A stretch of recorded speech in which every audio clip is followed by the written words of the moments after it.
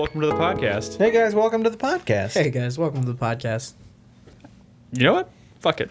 I'm going to keep that. Welcome to episode 456 of 4Player Podcast. My name is Nick Henderson. I am joined, as always, by Brad Simons. Hello. Nolan Hedstrom. What's up, everybody? And Christopher Guthridge. Hello. And it's good to have you back on the show. You missed a couple weeks, Crispy. How you doing? I did. Did you finish Symphony of the Night? See, I was afraid that maybe you were ducking me. I was you didn't want ducking me you to because know. I didn't. No. I am 192% or 192.3 or something percent of the castle explored. Yeah, you need to figure out where Dracula is, homie. Yeah, that's all I'm doing right now. Once I find Dracula, then I'm done. I mean, it seems I'm to gonna me give you- like he's like up to I've his... got I'm so gonna give many you a hint. things now. Like I've got so many things on my character that like people are like, don't use that. Like I kind of feel like I feel like what's so beautiful about Castlevania Symphony of the Night is it's a game you can go back to over and over and over again over the years and still find new shit. Mm-hmm. Yep. And a lot of people's excitement for how much shit is hidden in this game has kind of like spilled over into my broadcast. So they've been like telling me where to find things, and So you've been like, finding everything? I've been finding a lot of stuff. I don't think I found everything. I can't even imagine. Did you get what- two heaven swords yet? No, I don't even know what that is. See, perfect. Don't tell me what that is. It's like a boomerang sword that you throw it That- and it flies back to you. But if you get two of them I did at tell the you. same time, Wow. I did tell you not to tell me that, but that sounds amazing. I really wish I I'm not found going to that. tell you where to get them. But That's but weird. I do kind of feel like I'm seeing a lot. You know, Well, I would maybe- imagine. You can go beat the game now. You just need to figure out what to do to trigger that. Yes. You got to trigger Dracula. You got to trigger. Oh, really? Say something that. Maybe go to a certain room Does and it do have something. to do with my bop it? God damn it, Nolan. My you- bop it. What do you think is Does going to it- happen if you throw Bop It on the floor? Does it I have was anything aiming for not the bop it part. You failed. Does this triggering event have anything to do with the fact that it seems like the outside parts of the castle are getting very misty now? No. Like very No. foggy? No. That just happens? Mm-hmm. What the fuck? Yeah, Anyways, we're getting there. There's a But certain room where a he's lot of very- different things can you know what, I'm happen. playing again on Wednesday night. I'm saying it right now, I'm going to finish that game Wednesday. but what if you haven't finished at the time for our meeting? Well, I've got like 2.5 Yeah, hours. we'll finish Yeah, it. 2.5 hours will get it. Yeah. All right. Yeah. Fair enough. You can get over 200%. No. So Crispy is getting real close to finishing Castlevania Symphony of the Night. Something that's been on your laundry list in one way or another for a while. minute. For a hot minute, yeah. You know, But it's getting there. I had I'm I'm just trying to decide what Metroidvania I'm going to play next. speaking of scratching games off laundry lists. We watched Captain America: Civil War. No, That fuck was- yeah, that you. was pretty good. Go listen to Fuck that you. Popcorn Cast. Download it. It's on the website. That's what I was trying to. Yeah, you're right. You know, you're fair enough. Our popcorn cast, our spoiler cast, we talked for 72 minutes Yep. about... I listened to it. You did? What'd you think? It was a good pod. I mean, good people on this Well, podcast my- equals a good podcast. I brought it up a little bit in private, but I will say it publicly. I don't think we should record Popcorn Cast Super directly after the we're movie. super excited? Because Well, we that- were still jerking off its everything. Dude, but it I mean, I'm deserves to be Well, at no, its dick jerk. I'm not saying it shouldn't. I'm just right now. What we're where saying I'm is... at, I can think of a lot more, not negative, but like things I wish I would have mentioned that I wasn't really Sure. thinking about. Sure, but let's be honest, Civil War does deserve a good hand job every now and then. I was gotta a- say, I really appreciate That was a good movie. Crispy's comic book knowledge with this stuff. Like that probably makes any comic book blockbuster movie popcorn cast. You know what I mean? It elevated our popcorn cast discussion beyond just, hey, that Otherwise, movie was it would have cool. been just jerking off nonstop. Yes. That's going to be a gift, Brad. All right. Anyways, what I was trying to segue into was, speaking of scratching games off laundry lists, I mean- to back it up a little, don't you derail this again. But we know what you're gonna say. I finished Dark Souls. Woo! I'm fucking Holy excited. shit. Congratulations. I finished fucking Wait, Dark Souls. did you parry the shit out of did you go Gwen? with? I parried the shit out Wait, of Gwen. You're only 8 years late. I know. Did you link the fire? Dude, this is what I'm pissed off the most about it. I don't know how this happened. Uh-huh. I didn't see the bonfire at the end. You just walk past. I was like, what the fuck do I do? I guess I leave. And I walked out. So you got the Dark Lord ending? Yeah. Oh, that's the best one. That's awesome. Okay, Isn't good. that canon? I think so, probably. I think right? that one's canon. Because I think if you so. link the fire, that means that you're just the fucking dumb idiot that they've been looking for to do that forever. That's kind of what I was thinking. And you're just gonna prolong the age of fire for a little while longer, and then everything that happened is gonna happen again. I did start. But you were like, no, fuck this. I don't even know where the bonfire is. Cast the world in eternal darkness, and I shall be its dark lord. Yeah, that's pretty much what went through my That's the head. best way to end Dark Souls. It was by pure accident, but I yeah. never know what's happening at the end of a Dark Souls game. I did the DLC. Well, when you know I what? do the thing that I you did do. I did start watching Vati Vidya's stuff. His bedtime stories. Yeah, Yeah. Prepare yeah. to cry and all that. Yep. yeah. They're quite enlightening. I like Yeah. them. Were you some idiot that doesn't see all that stuff yourself when you play these games? There's Yeah, another pretty much. good. You have to watch those another really, really big time Dark Souls YouTuber is a guy named Epic Name Bro. He's pretty Yeah. good too. You know. I've had several people on Twitter recommending all these people. So Yeah. I'm kind of doing that in my down because right now I'm considering myself in a little Dark Souls downtime. I'm probably not even going to start Dark Souls 2 until after we get back from LA. Just skip for it. I E3. mean, it's a trash game for trash people. God damn it, Brad. There were several people on Twitter who I think I know. kind of sort of subtly implied that I should do that, and I was pretty much like, fuck you. What, to skip two? Yeah. I was kind of like, fuck you. I fully intend on finishing all 5 You have Souls a good games. version, right? Cause Yeah, you I'm got playing the PS4 version. You can so. even broadcast it. I so. can. In fact, I'm now that I'm comfortable in my own skin playing these games.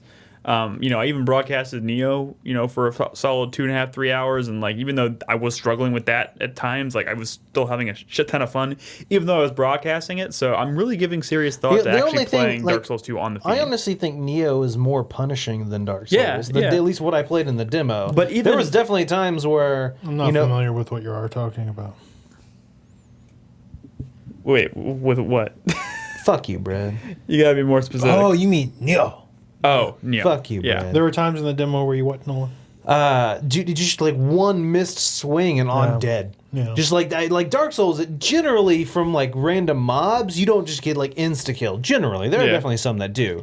But in Neo, like fucking random dudes would just like slice me in half. Oh yeah, I got owned by that first guy in that first area a couple times. Yeah. So I'd Everyone say does. a solid 5 or 6 times. It's I just, got owned. Neo is a game. Dark Souls people often say, you always have to be ready and prepared and blah blah blah. And I think it's even more so in like Neo. Like you can't afford to miss swings and. Crispy, you didn't get to play the demo for it. I played. Oh, you did. I played like 5 minutes. Dude, Dude, no one Yeah. wins that I first played battle, just not even long Neo. enough to touch the controller and be like, Oh, this feels weird. Yeah, it did feel certainly weird, does at first. And then I stopped. I have a playing. question for Crispy though. Ever to keep it to Dark Souls and to move on from this Neo? Are you playing 3? Yeah, I am. I'm just Okay. not. Okay. Yeah, just not. I was, and then like I had a lot of like chemistry homework that I was working on, and then as soon as I was done with that, the Overwatch beta started, and I've played like 16 hours of that Holy crap. since it ended this morning. Before we So- segue into that, because I'm sure that's coming. Yeah. Part of what's fun about these Souls games is that all your peers are playing and you're there's this back and forth and none of y'all are playing and I'm done with it. I feel like I missed out. Like I played it fast because I wanted to stay, with Dude, the I think- conversation Stay and none of ahead. y'all are playing As it. someone who's playing it years after it's out, like Dark Souls 1 and 2, like I feel like I'm kind of experiencing it in the ideal way. Because all the information's out there, so if I need to find information, it's there. I'm gonna play 3 before the year's over, Brad. Me too. No, I know. I'm just saying. Well, I mean, yeah, I don't I'll care probably, anymore. like after tomorrow, I'll probably start playing. You know, it. ironically, because the Neo demo actually ended on the 5th. Yep. And 2 days, it was like 2 or 3 days after we did our spoiler cast, because that's when we talked a little bit about it that night. I finally, because I finished, actually it was on Saturday, because I finished Dark Souls, or Sunday, and then I was like, I guess like I haven't touched Ratchet and Clank in a while, so I was like, I've been playing Dark Souls. I feel like I can finally get back to that stuff. Powered on my PS4, it was in rest mode.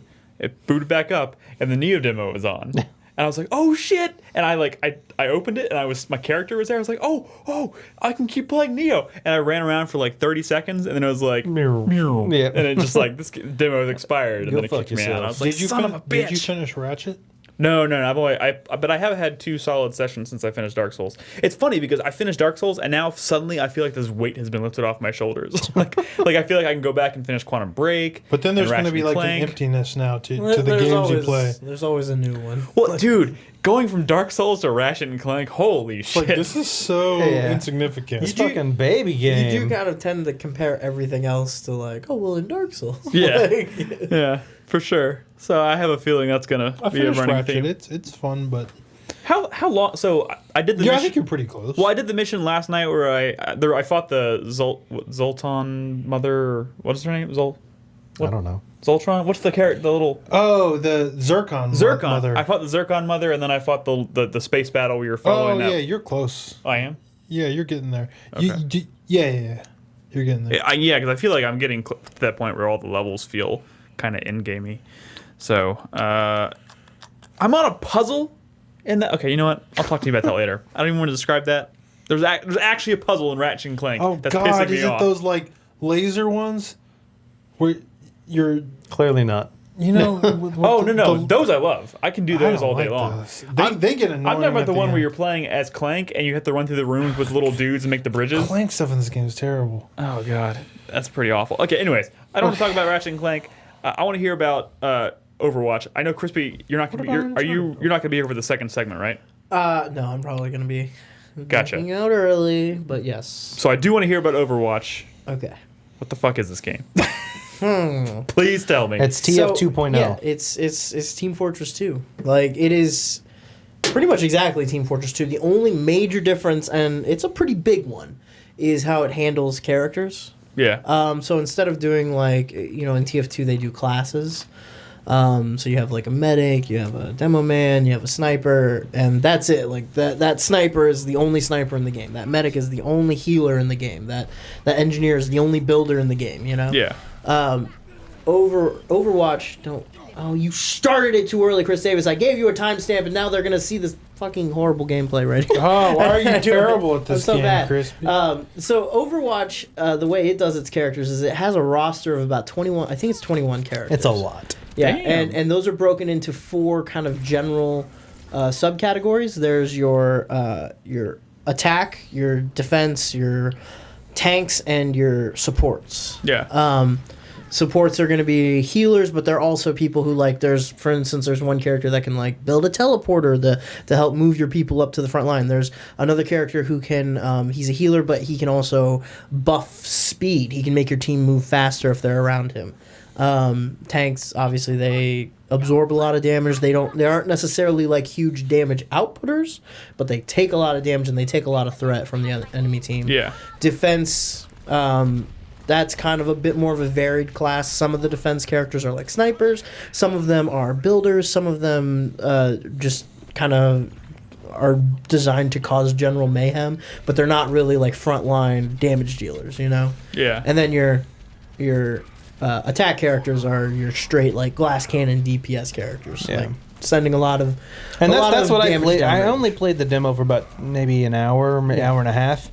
And I can't remember his name now. He was the Phantom guy with the dual shotgun. Yeah, the Reaper.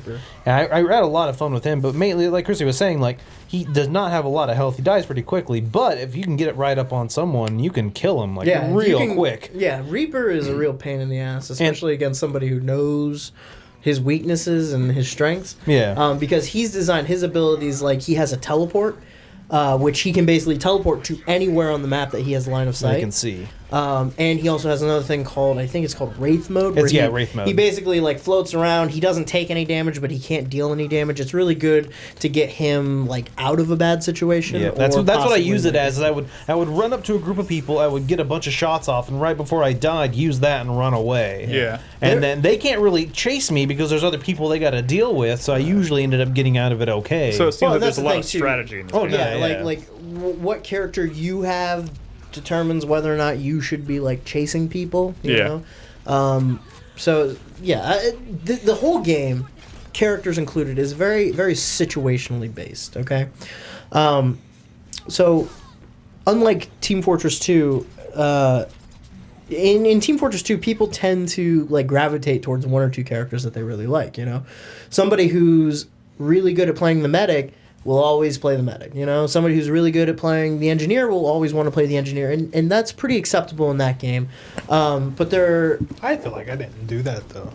well, But I think everybody but does. Brad, But you did also you didn't play play this- a shit ton of the I game. feel like that is more Not applicable all- to people who play this game. I never. I mean, what I'm saying is like maining, quote unquote, maining a Yeah. character in Team Fortress 2 is very common because they Sure. like there's that one character that has that one specific function.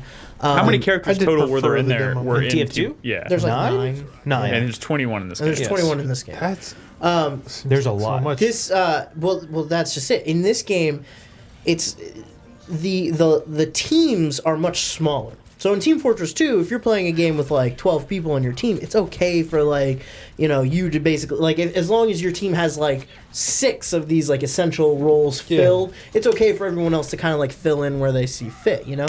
In this you have 6 slots. It's always 6. 6 people on your team, and you need to cover the whole spread. You need to have, you know, depending on what the objective of the particular map is. If it's a control point map and you're on attack, you want to have a lot of defense or offensive characters.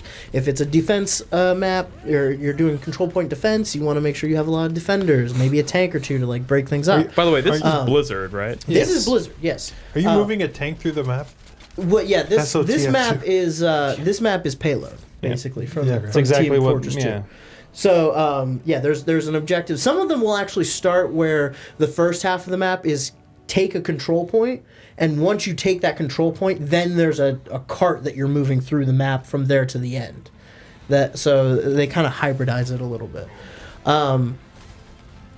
The point I'm trying to get to with this though is that because there's so many different characters that do, you know, these same 4 jobs, but in like radically different ways, it's really important to keep your limited roster space kind of fluid, you know? So you're not going to really just pick one character and only play that character, you know? Yeah. If you're the dude who's like, "Oh, I really love Tracers, I'm always going to play Tracer," you're going to show up in a map sometimes where like you really don't need fast offensive characters. Yeah. You need a lot of like heavy defense, you need a lot of like support characters, things like So that. And then you're the asshole that's So taking you up. play more to the map as opposed to playing You to your play the map, you play the map and what the other situation. players are doing Yeah, as you well. play to what the other team is doing too. Yeah. This game is like, I would almost say like kind of extremely balanced as far as these 21 different characters.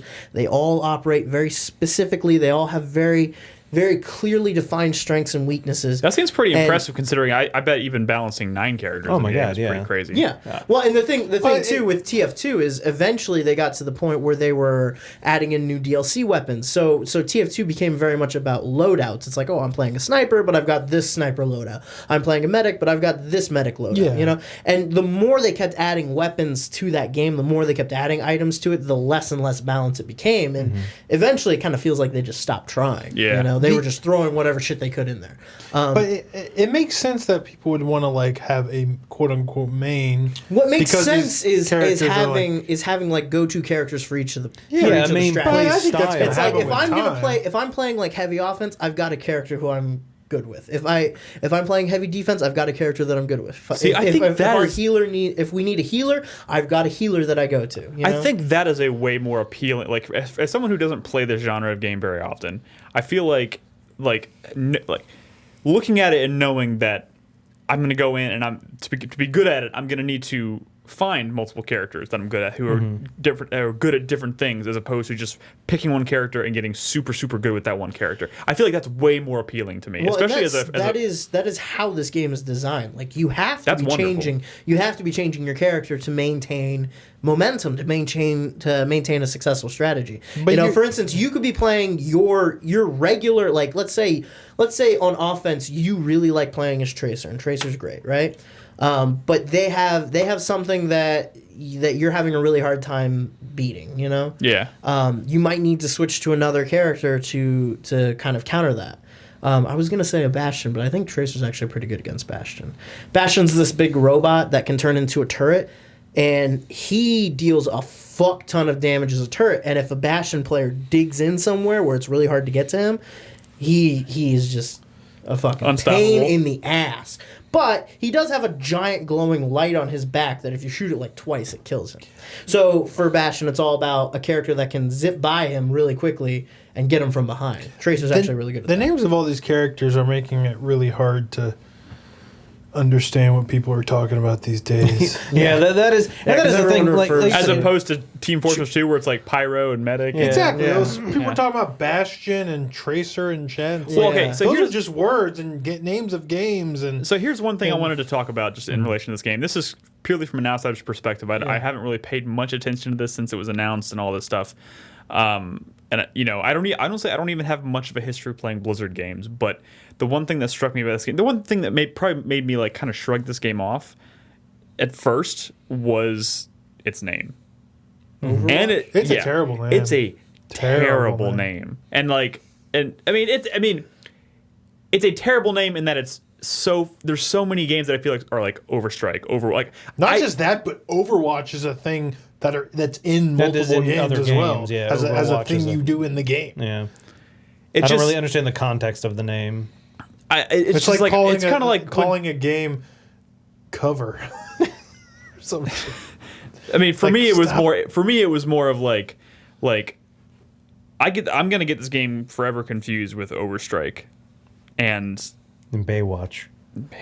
Exactly. I don't like the name, but I mean, and also like I wasn't a huge fan of the aesthetic at first. It's starting to grow on me more as I'm seeing a lot more of it. But like, does this game have like Team Fortress 2 has a lot of appeal because it had that humor and it stuck to that pretty well. Like, does this have anything like that to kind of, or is it pretty much just?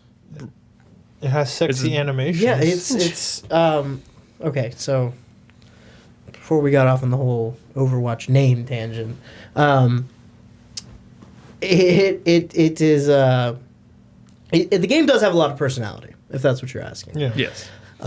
They haven't done anything quite like the Meet the videos, which Team Fortress 2 always had the sense of humor, but it was always like this kind of like almost macabre sense of humor, This one is keeping things a little lighter, a little more kind of like it feels like it's really tapping into a lot of what's popular about Pixar movies or like the Avengers, stuff like that. Overwatch has its own. They do have a couple short films. They've got one called Recall, and they've got one called, I don't remember what the other one's called, but they kind of introduce different characters and show them like kind of like their backstory. There is an actual like backstory to the whole game. They haven't really done much to put that in the game itself, but you can read about it. Yeah. Overwatch is itself like this international task force organization that used to protect the world. They were broken up, and now like the game is like them kind of like coming back together. Overwatch has some short films that Team Fortress doesn't have. Yeah, they have some actual like real short films, and these are Blizzard like. Yeah. Oh, I'm talking about more of the amateur variety. It has that too. What do you mean? Oh gosh, people are already making. This is a very popular already. Yep. This is a very popular series for a game that's not even out yet or just came out. Lots of amateur porn out there. Lots of video, like high quality CG animated. CG? Well, yeah. Well, they're CG characters. I thought you were saying that people were like dressing up in cosplay and filming I'm themselves. familiar with several ladies from this game. It all started because of an article was talking about Pornhub spike in traffic because of Overwatch, and I'm like, what? Yeah. Why would there be Overwatch porn already? There is a lot of Overwatch porn already. That is weird. It's not surprising. I'm a fan of. Well, I mean, this game's been purple lady? floating around. The purple lady. Widowmaker. Widowmaker. She's a sniper. God damn it, what I was Brad. gonna say is, it is a Blizzard game, and it benefits from that. You said you haven't played very many Blizzard games. I've been a fan of their work. That's just more of because I'm terrible at like the strategy, real-time strategy. Even if you don't like the kinds of games that Blizzard makes, because I mean, they make what are they most known for? They're most known for StarCraft, Warcraft. They're an MMORPG, a MOBA, a free-to-play trading card game, and like real-time strategy games. Those are all, I feel like, kind of niche markets. You know. But what they do with those particular types of games is usually pretty innovative. Is usually kind of puts them at the forefront of those and genres. they know how to make a polished fucking game. It's so fucking polished too. I mean, this game too, unlike unlike any other publisher, I feel like like designer who would try to make a game like this would run into huge like balance issues with having a roster of characters of this. Yeah. And I'm sure Blizzard has been dealing with this for years now. You know, they've been in closed beta for about a year now. Do you think it's some of the influence of like MOBA DNA? I know this isn't a MOBA, but do you think they went for lots of heroes because it's not a MOBA? No, I know it's not. No, I know. I'm emphasizing that point because I got into like arguments with people over this. This is not you. The game is not a MOBA. Playing the game is not. I'm not talking to you, Brad. I'm just talking. Please stop. I just want to make sure I got on my point. It's not a MOBA. The way it handles its characters, like the way it balances its characters, the way that they all fill different roles in like similar ways, that is very MOBA inspired. So like Heroes of the Storm, like Dota 2, like League of Legends, they have this list of characters. They all, 5 of them might do basically the same thing, but they all handle it incredibly differently. And they all have their own specific counters, their own specific strengths, their own specific weaknesses. You can kind of push the boundaries of those roles a little bit. There's a tank character I really like playing. My question was, do you think that was an effort to appeal to people who really like League of Legends and stuff? I don't know. I don't know if it was specifically to rope those people in or if they just saw that and thought that would be an interesting mechanic to port over to a first-person shooter. It's possible. I mean, I feel like the scoring system, too, for this game also kind of reflects more MOBA than it does first-person shooter. This game doesn't really count you on... It doesn't count you on, like, kills, per se.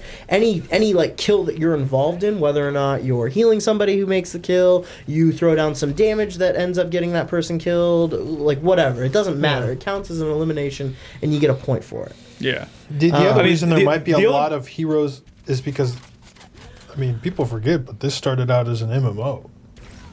This did? This is Titan. Like years ago. This is Titan. This is Titan. This is what started as Project Titan. They decided to make it just a shooter. See, then turned it into a shooter. This is what I'm talking.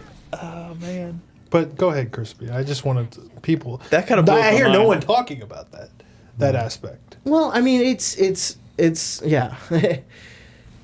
I actually got in some discussions on Twitter with people about this because they're like, I don't understand why people are comparing this to an MM or to a MOBA because it's not a MOBA. It's Team Fortress 2. Yes, it is. Gameplay wise, on the ground, minute to minute, you're doing Team Fortress 2 type stuff. What is MOBA about it is all in its characters and the way they interact with one another. I'm sorry. I don't mean. We're not trying to derail. It's just a very large topic. I don't want to change topics. Also, and go you back to the recorded title like 5 thing. minutes of. I don't want to go back and talk about. Well, the that's title all I thing. can fit on my flash drive. No. That's this video file is 2 gigs, and I have one very small flash drive. We're gonna have to get you a bigger flash drive. Yeah.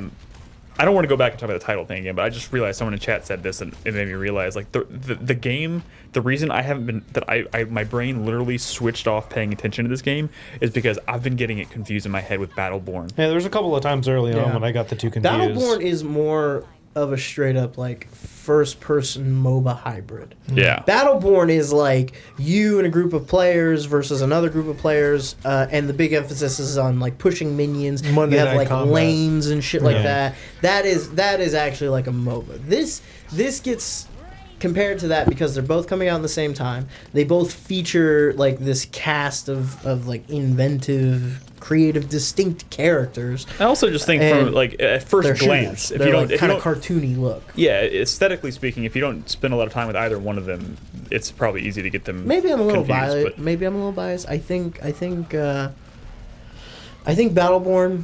Like I think their character design is like okay. Well, that's why like I've seen that at like so many trade shows over the past few years, and every time I see it, I just like roll my eyes to the back of my head, like, oh god. Word on the street is that Battleborn is like a pile. Really? Yeah. Jim Sterling gave it like an 8 or something. Well, like an 8.5. I mean, he also gave a 10 to. I'm sorry. The game is like he gave Arkham Knight a 2. Yeah. Oh my god. That's what I'm saying. Jim Sterling might not be the most consistent barometer of what people think of a game. Yeah. You know, he famously gave like Assassin's Creed 2 a 2 as well. Like yeah. What? 2? He gave 2 a 2? I'm sorry. I don't pay too much. This is simply the point. Yeah. I don't pay too much attention to. Does he just grab numbers out of a hat? Specific review He points. has, yeah. These days, he's actually a super respected opinion. Oh, he's a fantastic opinion. But I wouldn't pay too much attention to his scores necessarily. And a lot of that's probably commentary on scores in general. Well, no, continue. Like I said, it's a big topic. There's a lot to say. So. Oh, I mean, I feel like I've. Are you gonna keep playing? Let me tell you something. I'm sure we'll talk about it more when the game comes out. When is it coming I out? was usually into it's the 24th. Yeah, it's 24th. out. This is the beta. This is still beta. Well, it's open beta. For Yeah, player but only they game. did it for not a week. anymore. Yeah, it closed this morning. Yeah, there was like a week-long beta. Yeah. Oh. It was supposed to go to the 9th. They extended it a single more day as thanks to the community. You know, I'm a big fan of this type of game in general. I think my Steam account has 300 hours logged on Team Fortress 2. Like, I used to be really into Team Fortress 2. And this is kind of giving me, like, vibes of that again. Because I don't really care for the last couple years of... TF2's development. It's kind of gotten, like, really beastly, really out of control. It just looks completely different than it did when I started playing. But this is really cool. I also really like that it is a Blizzard game that I don't feel so weird getting into, you know? Like, I love Blizzard as a designer. I think that games that they make, though, aren't always my cup of tea. I think that what you're describing right there is exactly how I feel about Blizzard. Like, I really hate MOBAs. I don't like MOBAs. Same here. I played Heroes of the Storm for, like, 3 weeks or something, though. And I actually was enjoying that experience. If I had to play a MOBA, I'd play Heroes of the Storm, probably. I don't really like MMORPGs that much anymore. But if I had to, I still think World of Warcraft is probably a safe bet. You know, even Hearthstone. I hate how much I enjoyed Hearthstone because it's just a fucking free-to-play card game. But you know what? If you're looking for a free-to-play card game, that's probably the best one there is. Yeah. And their attention to detail and their post-launch support for their games is high enough that I have really high hopes for the future of Overwatch. I think it's going to maintain that kind of balance. I think it's going to continually evolve in a good direction. I think it's massively popular. Like I said, it's taken off. If the amateur porn is any measure of success. If the porn is any measure of success, any indicator. Now, was I imagining this? Did I see a PS4 version for this coming as well, or is this PC only? I was playing. This is PS4. That's PS4. This is PS4. Yeah. Oh shit! I would Why play am I on not playing PC. this? I would play on PC, but I have a lot of friends who only have PS4s who were getting it. Yeah. So that's kind of why. I really wish I was playing on PC, especially part of me had written this off as I'm not going to play this because I feel like everyone who I know who would be playing it would be playing PC. But maybe that's not the case. I don't think necessarily. I think a lot of people are going to play it on PS4. Dude, the worst part is I was playing this game for about 2 hours trying to record footage. This is the best match I could find out of that 2 hours. We won. Man, you're like Nick, where I won. I think you're too concerned about the performance. No. It's less the footage that. you record. Well, it's sure, okay, Crispy. I have performance issues as well. I want people to see what the game looks like when somebody's like doing well. You know, when somebody's actually playing. But you also want them to see what it's going to be like. The reality of the situation. There's already tons of like gifs of just really crazy things. Like for instance, that mech, not that one, but the pink mech. Yeah. Diva, she has an ability where she can go she can jump out of her mech and set it to self-destruct and it'll blow up and kill everybody around. There's already like really cool highlight gifs of people online like doing that at the last second when this other character named Roadhog throws his like hook shot out. So he goes to fucking hook her to pull her in, but she jumps out of the mech and he just pulls in the mech as it's exploding and wipes his whole team. That's cool. Yeah, like shit like that happens. One thing all I'm the time. really enjoying It's great. about your footage or about just the look of the gameplay in general is it seems like there's a lot of verticality and a lot of like jumping For and that jetpacks and character, there shit. is. So Yeah, depends on the character each you're of the playing. Each of the characters really kind of plays as a different first-person shooter. And this character who I'm playing as here is named Farah. She reminds me a lot of like Tribes. Yeah. Because she has really slow projectiles, these missiles, but her whole thing is about air superiority. Yeah. So she's got like a boost jump, she's got hover jets, things like that. Man, after Ratchet and Clank, I'm all about that jetpack. Yeah, but there are other characters that are completely different. There's a character that's basically the engineer from Team Fortress 2. Mm-hmm. There's a character named Soldier 76 who's basically like your Call of Duty type shooter character. Do you know another gross MOBA thing that's seeping into a certain aspect of this game? Is that when I hear people talk about this game on like Twitter or websites or whatever that will post stuff from multiplayer matches, they'll call them plays. Oh yeah. That's so gross to me. Like check out this sweet play. Check out this sweet play. At the end of the game, they have a play of the game where they pick a player. So the whole thing, the whole reasoning behind that is because they said they didn't want to make this game purely about KD ratios. So they don't give you a scorecard at the end that's like, this is how many headshots you have, this is how many kills you have, this is how many deaths you have. Instead, what they do is they pick one play from either team, winning or losing. They say that's the play of the game. They show you a replay of it, and then they go to another screen that has like 5 cards, and each of them are different players from either team. It doesn't matter which, and it'll say like, oh, this player did 5,700 points of healing. It was 30% of all of his team's damage taken. He healed. This player blocked this much damage. This player had this many consecutive eliminations in a streak. This player spent this much time on the objective, and they give you like each one of them will be tagged to a face button, and you press a button to like upvote it. And if you get 5 upvotes on one, it's like an epic, And then they show the play. That's a unique No, they don't approach. show the play. They don't show it. I got 3 votes once. That's a unique approach. That's cool. And there's already been like an emerging thing where like if your team's healer is one of those players, you're kind of obligated to upvote. I kind of like that because I feel like It'd be cool if there was a replay though. I kind of feel like it that's saves your replays. I feel like Like that's really cool because even if you're playing necessarily not playing the best or you're not the best player on the team, there's still the opportunity or the possibility that you'll get noticed for doing something. You know what I mean? Yeah. Notice me, Sensei. Yeah. As I crouch by this senpai. capture point. You mean senpai? Senpai, what'd I say? Sensei? What a doof. I don't watch a lot of They're anime completely different. or hang out on Tumblr or whatever people do. All right. Well, that's cool. Wait, what's a senpai? Oh, It's a God, we're teacher. not having this It's like conversation. Chinese or It's- like it's- Mandarin or something. So senpai and sensei are they are kind of not. the same thing. No. No, They're no, not even close. Oh. Wait, is it No. Japanese or It's Japanese. Is it Japanese? It's Japanese. Anyway. Okay. Foreign language expert. Well, that's cool. Maybe No, look it's at really neat. I'm really sad that the beta's over. But Well, you won't have to wait. You won't have to wait too long. I guess I'm gonna have to get back to my regular life now. People are the end like, of the month. this doesn't have the addictive qualities of a Blizzard game. This is great. I could just play a little bit. But people seem like they're addicted to this already. Blizzard wins again. Yeah, no, it's pretty. You level up and like shit, the only right? I was gonna say the only reason I think maybe that I would doubt that they're trying to make it more MOBA-like to appeal to rope in those people intentionally is because I feel like they have a built-in audience as it is because everybody has so much confidence in Blizzard. They know they don't have to do that. It's just possible. They you were. know. I mean, they were gonna make it free to play. They decided not to do that. So it's getting a full release. You can buy the quote Origins edition for $60, but if you're not into that, they don't really advertise this. But you can buy the game by itself, just regular, for $40. It's not a $60 game. interesting. So if you're thinking about buying it, Interesting. Like, when but you say- $60 seems a bit much. Like a disc. Like a The disc? Origins edition's on a disc. If you buy the $40 version, I think it's just a download. Well, that's cool. Yeah. Cool. Interesting. All right. really good. So, how much time we have? Okay, we're at 40 Uncharted. minutes. All right, let's talk about this without spoiling anything. Are we talking about 4? Well, you wanted to say I have a a few lot things. of Uncharted I want to talk about. No, not a few things. I brought this up a week ago. I said I wanted to talk about Uncharted for a lot.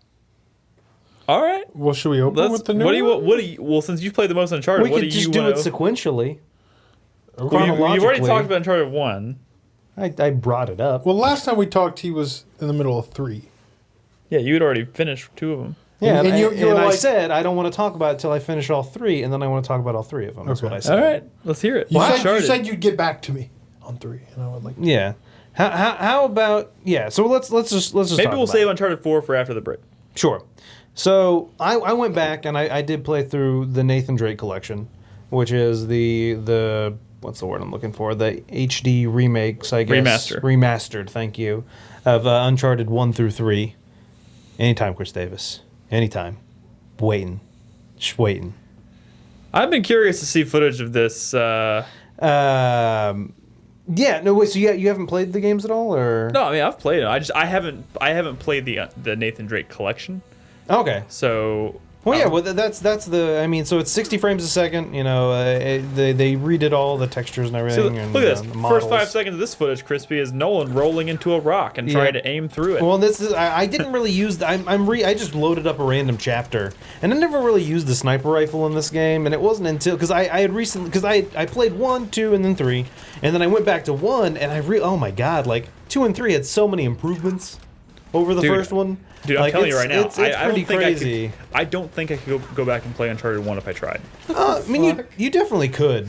Oh, that's a very powerful handgun, Crispy. I guess. It's whenever you find it, you only get like a few bullets, but they are pretty much guaranteed kills. The West 44. Are you scoffing at the backflip that guy just did? When Dude, yeah. No, the West 44 it's a pretty fucking powerful gun. It's basically a Magnum. You know, yeah, it is. Basically. Yeah. So anyway, so 1, while yes, it was a little bit rougher than I remember. It definitely looks a lot better. The HD It is. Dude, I remaster straight of up it. think Uncharted 1 is pretty, like, in comparison, is like a kind of a one-dimensional game. Like, it's shooting dudes. So from start to so finish. so 1 is definitely a lot shorter than I remember. I beat it in 6.5 hours. That's the saving grace. It's extremely linear. I mean, not to say all the games are fairly linear, but this one is very linear. It's lots of hallways.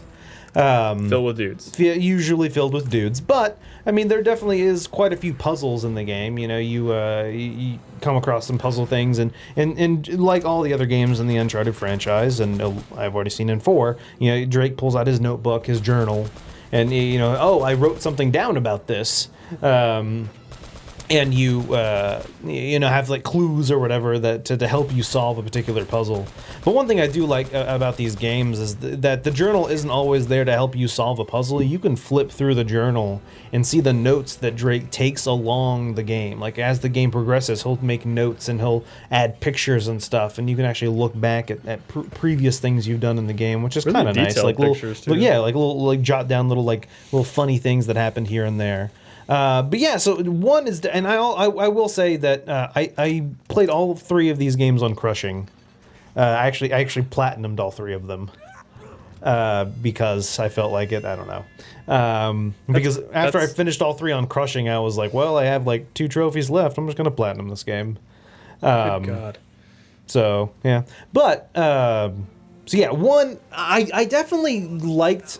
So all the Uncharted games have had twists. Yes. You know, they always have, like, the last third of a game, kind of something happens that's like, whoa, what a twist. Kind of like, whoa, this is happening now. Usually that thing is supernatural.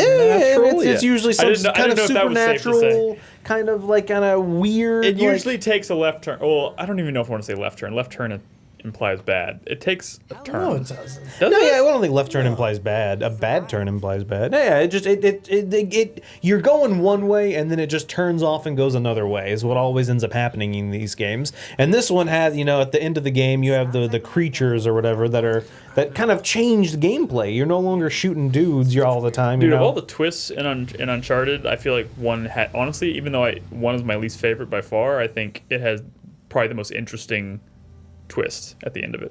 You jump straight. This is one of my favorite chapters in Uncharted 2. That's Holy a good shit. one. Yeah, so I have footage from all 3 games. But yeah, so and the 2 definitely a vast improvement. I know 2 is often most people's favorite game in the franchise. Of course. Well, I mean, don't say It's of The course. Empire Strikes Back. No, it is. It definitely is.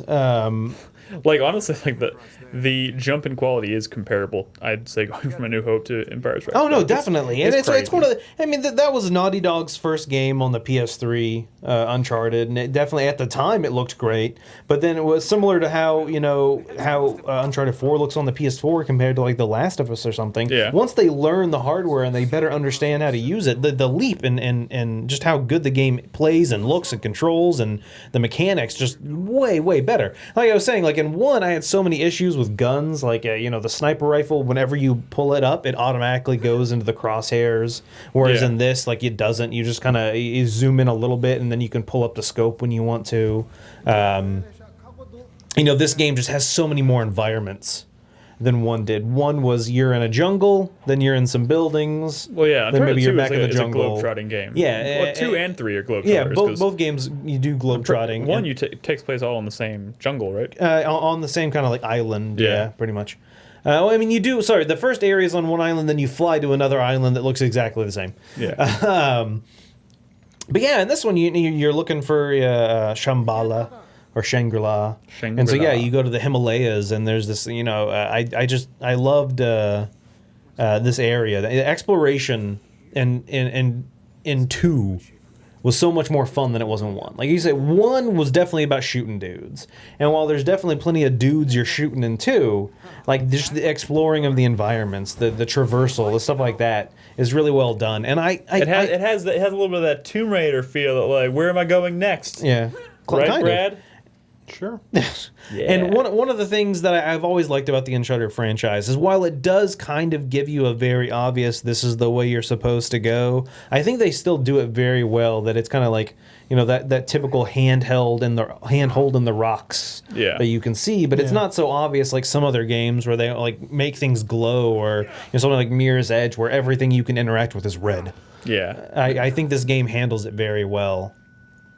Almost fucked that jump up. Almost, and yeah, I'll talk about that later. But oh yeah, no, there's plenty of times that I think I died. I don't want to say more in exploration than I did in combat. But there are definitely times where it's like, oh, I can make this jump, but it wasn't a jump I could make, or so sometimes you're like, wait, which direction do I go? You're not like 100% sure, and I think that is because they're trying to make the game, like I said, not handhold you. They're not trying to show you, oh, this is the path you take. They're trying to let you figure it out. And I like Uncharted. They're trying not to break the illusion. Yeah, and Uncharted's always been very good about if you die too many times, it'll make that little noise, and then you can press the button and it will zoom in on maybe you should go this way. Like I really like that they give you a few tries to kind of figure out what's going on. Oh, we're jumping to Uncharted 3 here. Definitely. Which honestly, like on the plane. I played it. This is I think I only played Uncharted 3 maybe 1.5 times. I know I definitely didn't play it twice like I did 2. I've only played Uncharted. Well, actually, and why is that, Nolan? Because there was other games out at the time, maybe. This chapter took place that late in the game. I can't remember. Yeah. So I mean, I tried to find chapters that weren't super like spoilery. Well, or everyone's anything seen like this. That. Well, yeah, and this is something that this was in the fucking advertisements for the game. This part, but 3. It's better than I remember it. I'm not going to lie. Yeah. It is better than I remember it. I remember everyone poo-pooing 3 because it wasn't as like good as 2. Like this major disappointment or something. Yeah, no, 3's a fucking great game. But realistically, what exactly was the source of that disappointment? I think it was a combination of story.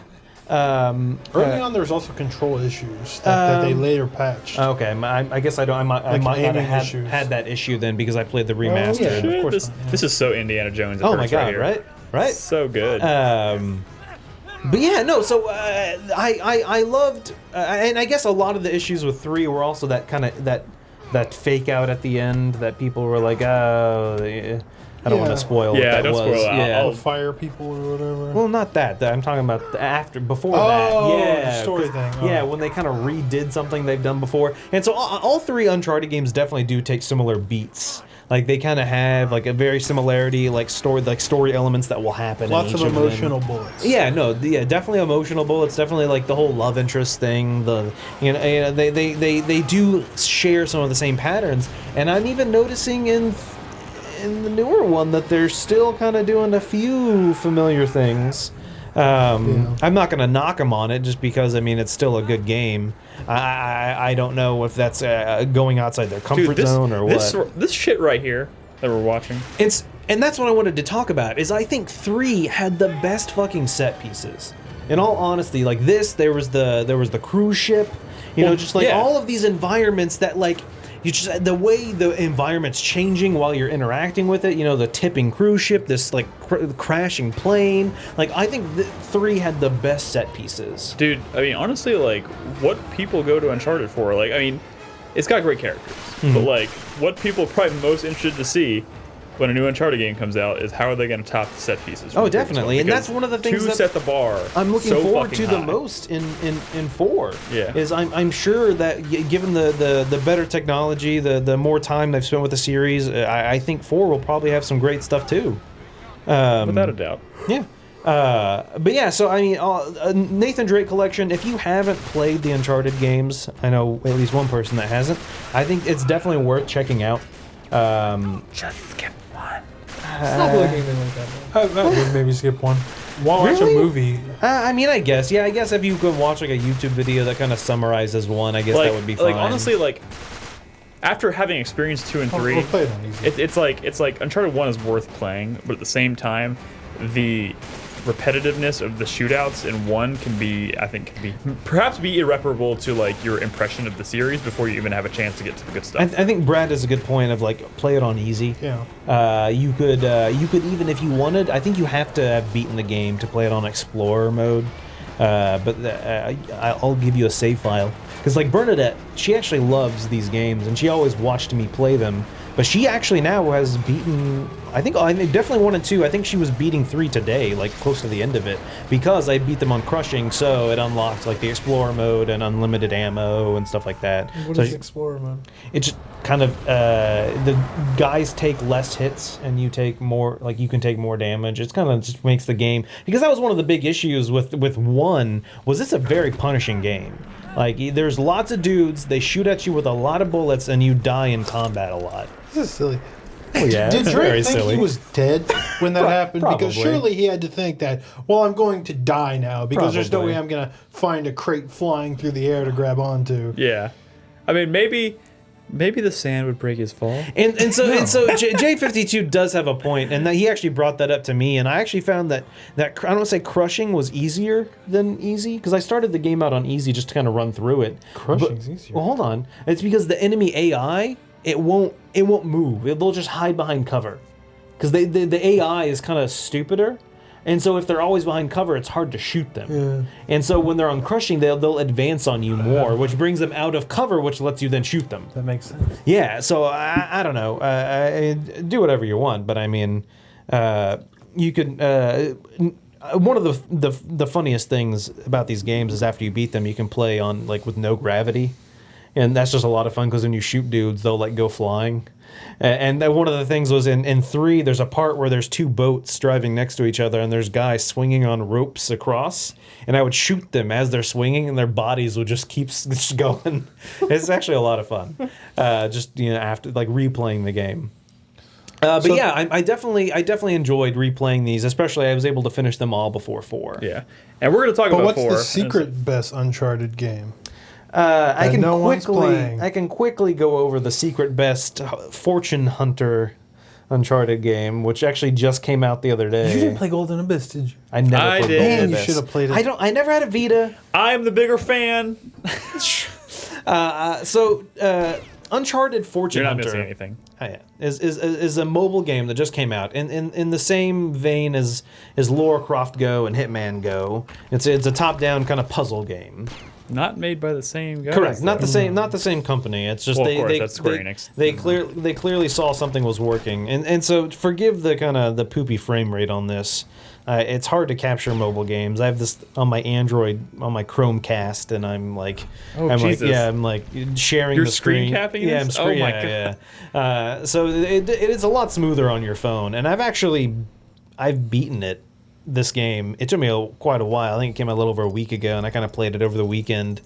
But yeah, and so it's a puzzle game. You're similar to Lara Croft, but it's a little more puzzly in that there's switches. You have to put blocks on, and you have to move things here and there, and you have to shoot explosive barrels to cause things to happen based on certain timings, and it's actually Sounds a lot like Lara Croft Go. like I said, in Lara Croft Go, you're trying to get somewhere at a certain time. This, you might have to get somewhere at a certain time, but you also have to then pick up a block and put it over here and put it on this switch so that this area is now open to you. It's a little more puzzly than Lara Croft is. Now, that being said, I think Lara Croft Go is a better game just because of the way you enter. There's no enemies in this. Your enemies are the environment in this. In Lara Croft Go and Hitman Go, you're interacting with enemies. Puzzles and combat is brilliant. And there was like bosses and shit in Lara Croft Go. There's no bosses. I feel like in I'm being a this. bit of a graphics whore. Maybe those Lara Croft Go and Hitman Go has spoiled me. But like this thing looks kind of tacky. Oh no, it's definitely a little more tacky. It's not like it's a vertical game. It's not like the sideways, horizontal, like nice environments. But there are some really challenging puzzles in this, which I did enjoy like solving. It was a pain. And so my biggest issue with this game. So first of all, the only reason I'm playing this, is because it unlocks shit for the Uncharted 4 multiplayer. Like, if you play this, it will unlock, like, free, like, boosters, and I've actually unlocked, like, multiple, like, weapon skins and outfits for the multiplayer, which is kind of cool. I mean, I enjoy playing this game, and it unlocks free shit for the multiplayer. We should unlock stuff for the single player, then that would be cool, yeah. But so the issue is, and the way you unlock stuff for the multiplayer is every once in a while, Sully will be like, "Oh, I found a treasure, but you need a key to unlock the treasure," and you get keys by beating levels in under X moves. And so my only problem with that is, in Lara Croft Go and Hitman Go, you can only move one space at a time. That's just how those games work. But if you notice this, you drag Drake, and so you can actually move him multiple spaces at a time, which is fine early on when things are nice and simple. But later on, the levels get really complex, and there are like spike traps that every 3 moves they will pop up. But so you have to navigate this world by and like kind of, okay, 1, 2, 3, then this one's gonna, and you have to like think like 20 moves ahead. Yeah. In order not to die, because you can't just move one space at a time. Otherwise, you're gonna use up all your movements, and you're not gonna be able to get that key. So I mean, if you don't care about unlocking the multiplayer stuff, then whatever, those keys don't really matter to you, and you can just play this game one move at a time. But yeah, I don't know. It's an interesting little game. And you finished it. Yeah, I I finished what's available now. Similar to Lara Croft Go and Hitman Go, they are going to be uploading more content. Like, there's actually a new area I unlocked, but I can't access it yet. It says coming soon. So, I mean, they're going to add more puzzles, and they're going to add more content that you can unlock for the multiplayer, which is cool. So, yeah, that's Uncharted Fortune Hunter on iOS and Android. Interesting. All right. Well, we're going to talk a little bit more about Uncharted after the break. We're going to, both you and Brad have We're about played. the same spot. He's on Chapter 6. I finished Chapter 6. So, first 6 or 7 chapters of Uncharted 4, which will be spoiler-free, but we'll talk about the game in general and how it's shaping up. I'd also like to afterwards mention what I've been doing. Yeah, we'll definitely cover all that. So, but we're going to take a quick break. When we come back, we'll talk about that. Crispy, I know you're not going to be with us in the second half of the show. Won't be. I'm sorry. But that's okay. Do you have a 4-player minute you'd like to throw out there? Let me lay it out real quick. My thank you for the week goes to Blizzard for extending the Overwatch beta, even if it was only by mere hours. My fuck you to the week goes to fucking Bastion. Fuck that guy. Not the game, the guy, the Overwatch guy. No, not the game, the character in Overwatch. I did a count last night of 12 games. Bastion had 3 plays of the games. He was the only one that had multiple plays of the game. Was Bastion. Just because, just set up, point and click. That's it. Fucking Bastion. Anyway, my sweat is gonna be for, oh my god, I don't know, the rest of my life if this final doesn't go well tomorrow. And my hype is for Overwatch and then No Man's Sky. And then No Man's Sky. All right, wonderful.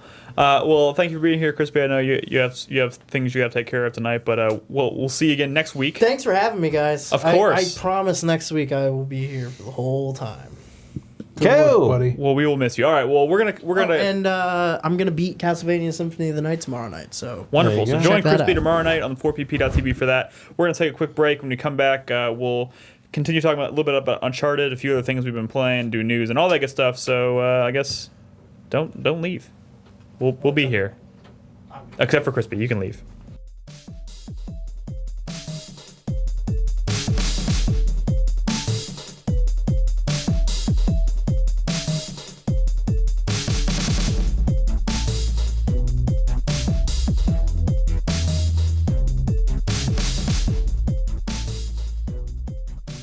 We're back, guys. Welcome back to the podcast.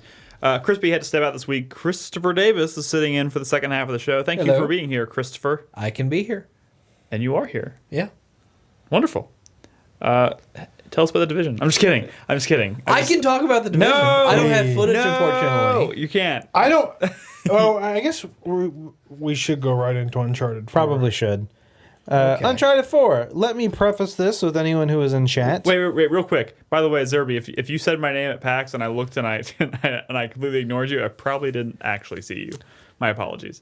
Prefacing this footage, it's from Chapter 2 of Uncharted 4. Uncharted 4. It's not really spoilery.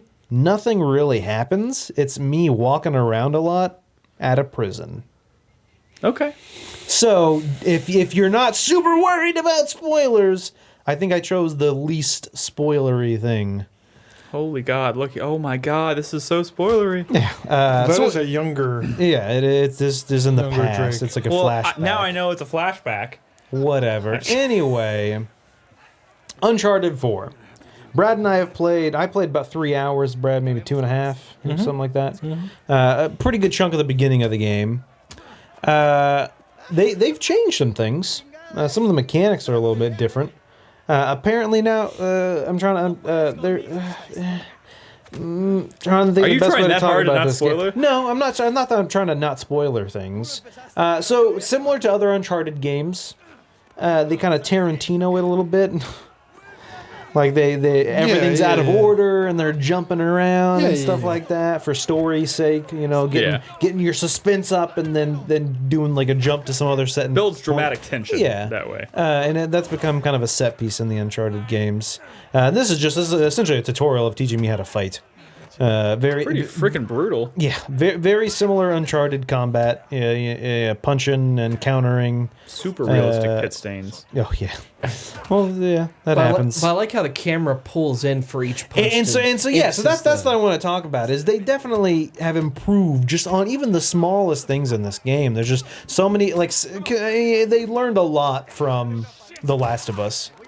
It's very the cinematography of the game is really intense. Like it's very much aware of your surroundings and enhancing your immersion by moving the camera, by changing things, by its timing.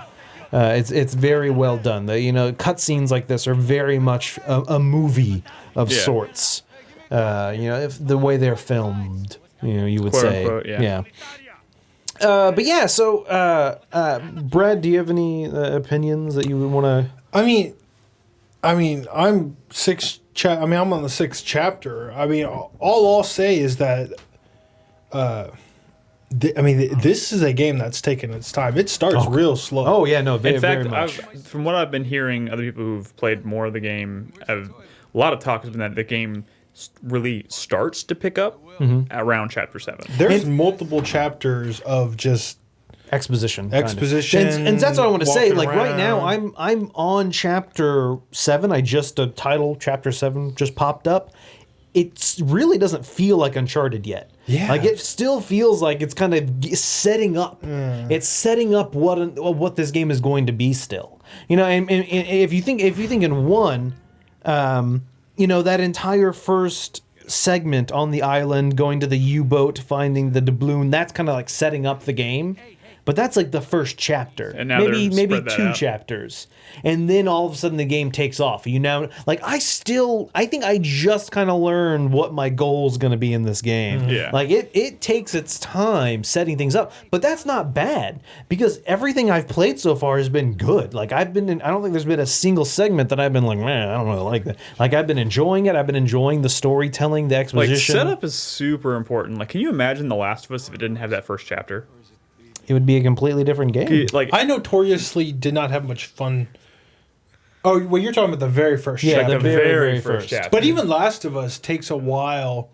Even the second and third, it takes a while for Last of Us. But when you look back on it as a whole, you appreciate those slower moments at the beginning way more because of the pacing over the course of the entire game felt way more authentic and just that much more satisfying. Yeah, but I'm definitely ready to play some motherfucking Uncharted because, like, I know it's as far as like shooting and gunplay, that gameplay loop, it's been kind of divisive. I mean, everyone loves Uncharted, but I think the shooting itself, some people can take it or leave it. But I've always, with the exception of 1, I've always really liked the gunplay in Uncharted. That's been the one point of I really want to get to that. point of contention. They for me. changed it in this a little bit.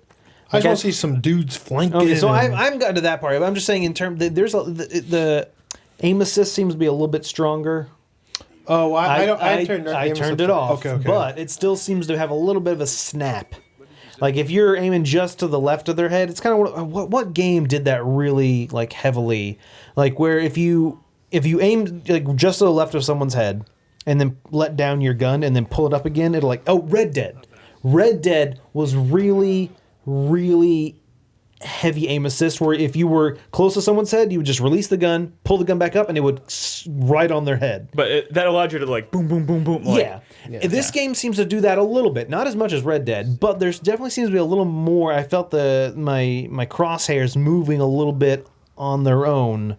More. And like Brad was saying, there's a lot more options in this game. There's like aim assist and there's camera this, and they have a lot of options to change how you interact with the game. And I left everything off. It's all off by default, so I just left it all off. It's okay, Nolan. We weren't going to judge you if you left it on. Like I said, I'm going to leave it on, probably. Well, everything's off by default. And so I just left leave it off. I just left it in the default state because I didn't know what the fuck any of it was. I'm like, I'm not going to mess with this. If someone at one point's like, oh, you should do this, it'll be better, then maybe I'll think about it. If there's one setting you could turn on in this series, I wish it would be like auto pickup ammo. Oh yeah, well that's always been, and it's always been a thing. Roll over ammo as you're picking it up, so you don't do the slow down and bend over. I feel and like stuff with like each entry, they've made it more forgiving as to how far away you are from the ammo. Definitely, and this also improves on that, where the ammo piles look different now. It's kind of like a glowing pillar above the ammo. It makes it a lot easier. And when you get close to the ammo, it's very much obvious what type of ammo it is. And so yeah, they definitely. With the distribution of the ammo, do they kind of encourage you to switch weapons often, or is it? I would say so. It's similar to the other games where you will run out of ammo. I mean, once again, I've only been through one shooting segment in this game. Yeah, it's, Chapter 7. There's only been one segment where I'm shooting dudes. And even then, not a lot. Yeah, no, it was a very short segment, but it was very much I ran out of bullets, but there were dudes I was shooting. Man, it's funny because I've heard a lot of people talk about this kind of thing about taking so long to really get started, and they've usually been talking about it in a negative connotation. To me, it's making me more excited to play it. No, because, don't take it as negative. Because honestly, to me, the shooting has always been the point of contention for Uncharted with me. I would always prefer less shooting and more set pieces and exposition. Dude, Chapter 3, right after this, is fucking fantastic. There's no shooting. It's all story. But it's fucking amazing. Just the conversations and that's something that we haven't really talked about yet, and I have only seen once so far in the game, but like dialogue options and the ability to interact with characters when you're in the world. Like there will be people and you walk up to them and there's a triangle above their head and you can have a completely optional conversation with them. See, that's new. Why'd they wait till the very last game in the series to do that? Oh, because it's like The Last of Us. There's also dialogue choices. Well, yeah, and like Brad, there are dialogue choices. Like when you're in certain cutscenes, certain scenarios, you'll have an option to say different things. I don't know to what extent that will go. I've only had it happen to me twice so far, maybe 3 times. Here's a question for you, Nolan. What's up? I know at some point before this game came out, you were a little unsure about the character model on Nathan Drake. How do you feel about that now? So I still feel because I've replayed all 3 previous games. He looks different in every single game. Yeah, he's like Lara Croft, like that. Yeah. But I feel like in the same vein, it was just more detail to the same face. I still feel that this face is different. I still feel that it's a little bit too different in my opinion. I don't hate it. I will accept it. I mean, most of the time you're looking at the back of his head anyway. Yeah. So I will accept this as the new Drake. And this is something I kind of talked about with, I was talking with some other community members, that Elena looks different too. Yeah, I noticed. I think Elena looks more different than she does. Than Drake does. In one of in the Chapter 3, you see her more than we saw her in the trailers and what before. She definitely looks different. Well, chronologically speaking, how long after Uncharted 3 is this? It's been years. It's been at least 3 or 4 years. I think they're supposed to have a kid. Something like that. Maybe no comment. Yeah, no comment. No comment either way. I thought there was marketing material for that, but okay. I don't think there was, but no comment either way. All I know is that him and Elena are a thing still. Yeah. And honestly, like, looking like, I don't know how other people felt about this, but like one of the things that I've been most excited for thinking about Uncharted is I've always been a big fan of Nathan and Elena's relationship and how that's kind of progressed over the course of the Oh, game. you clearly weren't in chat last night. So Why? Bernadette was freaking out. What was she freaking out about? You see like a photo book. Oh. Yeah. Anyway. Wait, so she... What is that? Positive. Positive. She was hurting Squealing? Chatter's ears. Squealing. Yeah, sure. Yes. All right. Good to know. So I will say, Drake looks a little different. Chloe looks a little different. Chloe? Whoa! Sorry, I didn't mean Chloe. I meant Elena. Sorry. Chloe? I haven't seen Chloe. Oh, we knew she was in the game. I never actually knew that. Wait, I didn't Have know. we Nobody s- knows these things, Chris Davis. Have we Please s- stop assuming I- people I know don't these by things. by the trailers. Has she been in trailers? I haven't Yeah. seen her in any Okay. trailers. Has she? I don't know. Let's not talk about this I didn't mean anymore. Chloe. I meant Elena because that's what that's what I was trying to say earlier. Drake looks different. Elena looks different. Very different. Sully looks exactly the same. You mean And Sully is Sullivan? Yeah. And Sullivan. And- They changed his name, not his. and his we appearance. did bring that up before. Hold on one second. Uh-oh, mic static. Reseating mic. Before the podcast started, we brought it up. That at one point in the game when they're having a casual conversation, Sully gets brought up, but they refer to him as Sullivan, and I thought that was really weird because it's people who are friends with him, and while he has been referred to as Sullivan in the game because it's his last name, I don't understand why a friend would call him Sullivan instead of Maybe Victor one day, or Sully. Maybe one day Sully was just like, maybe Tired of this shit. maybe the name Sully has has some negative Maybe- kind of like maybe there's something that Maybe he sullied that name. Or maybe he's like damn building it. a professional Okay. reputation or something like that. I don't think maybe he's any of that's maybe the he's case. actually officially changed his name to Sullivan to elude the police. Possibly. Anyway. That'd be a really terrible Anyway. change of Not a name very though. good job. So the other new mechanic in this game is the grappling hook. Yeah. As you can see right there. I'm familiar with it just because it was in the multiplayer a lot. Yeah. In the multiplayer, you can use it as a melee weapon. It's an insta-kill. The thing, I'm sure it will probably be like that in the single player as well, but it's not like you can just walk up and hit them. You have to like kind of prime it. You have to pull it out and start swinging it, and then it'll get to a point where you can use it. I'm not 100% if that's going to be in I the just single jumped player. to this ledge. I didn't Oh, know you really? could swing it. Oh, well, I guessed because it's similar to trying to think of another game with like grappling hooks. The latest Tomb Raider has one Yeah, like the very latest similar. yeah, exactly. Thank you. The latest Tomb Raider. There are very obvious spots. Oh god, do you think they were watching the new Tomb Raider and going, son of a bitch? It's possible. There are very obvious spots in the world where your grappling hook can attach to, and you'll often see it and be like, "Oh, well, I guess I can grapple now." But yeah, and so this exploration, what you were just seeing there, it's very Uncharted. That's the same kind of scaling walls, and they've added this grappling hook, swinging rope mechanic, which is actually pretty cool. There's been a few instances where I've had fun interacting with it and adding more depth to the exploration. We saw it a little bit in 2, where like in what you saw earlier in the Himalayas, where Yeah. you're swinging on ropes and stuff But like now that. you have it that was- all the time? But yeah, well, Tenzin was the one that was like throwing that, but now you have that ability, so you have your own grappling hook and you can use it to interact. What's So up, Chris? question. Puzzles. Uh huh. You haven't talked about that yet. Well, that's because I'm There's only one on so chapter far. 7, and this right here is the only puzzle so far. Really? That's what Like, Uncharted's we've said never been multiple puzzle times. heavy, We've I said feel multiple times that it hasn't gotten to Uncharted yet. This is still Like the first setting 7 up the chapters of this game are set up. Yeah, 99% setup, and so this is the only puzzle that's been in the game so far, and it's a very simple puzzle to the point where I solved it before the game let me solve it. Like they're like you have to do something, and then the game will trigger an ability to start the puzzle, and it took me longer to solve it because I was trying to figure out how to start it because I had already solved it. It's a very simple puzzle.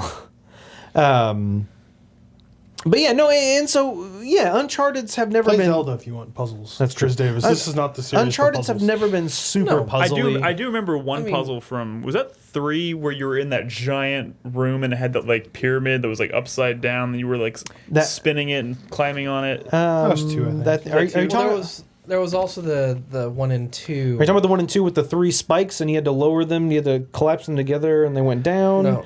Or maybe I need to replay these I mean, games. the one I'm thinking of in two is the giant statue room where you were climbing up all over it to Move activate its things. arms and stuff Yeah. like that. Oh, yeah. that's what I'm thinking of. Okay, so yeah, that was also in 2. 2 had definitely more puzzles than the other games. Yeah. And honestly, I would be fine with them bringing those back because, like I was saying, they brought back the journal. In this case, I wasn't the journal; I was looking at a paper. But I'm sure later on he will have some sort of journal. He always does. And that's another thing is that there's a lot more things in this game you can interact with. Like you can walk up and touch and pick up and move around in your hands and flip over and zoom in on. And any piece of paper in the game, you can physically, the font is written on the paper, and so you can read it, or it gives you the option to pull up text because sometimes the handwriting is a little bit harder to read. But I mean, they actually took the time to make it.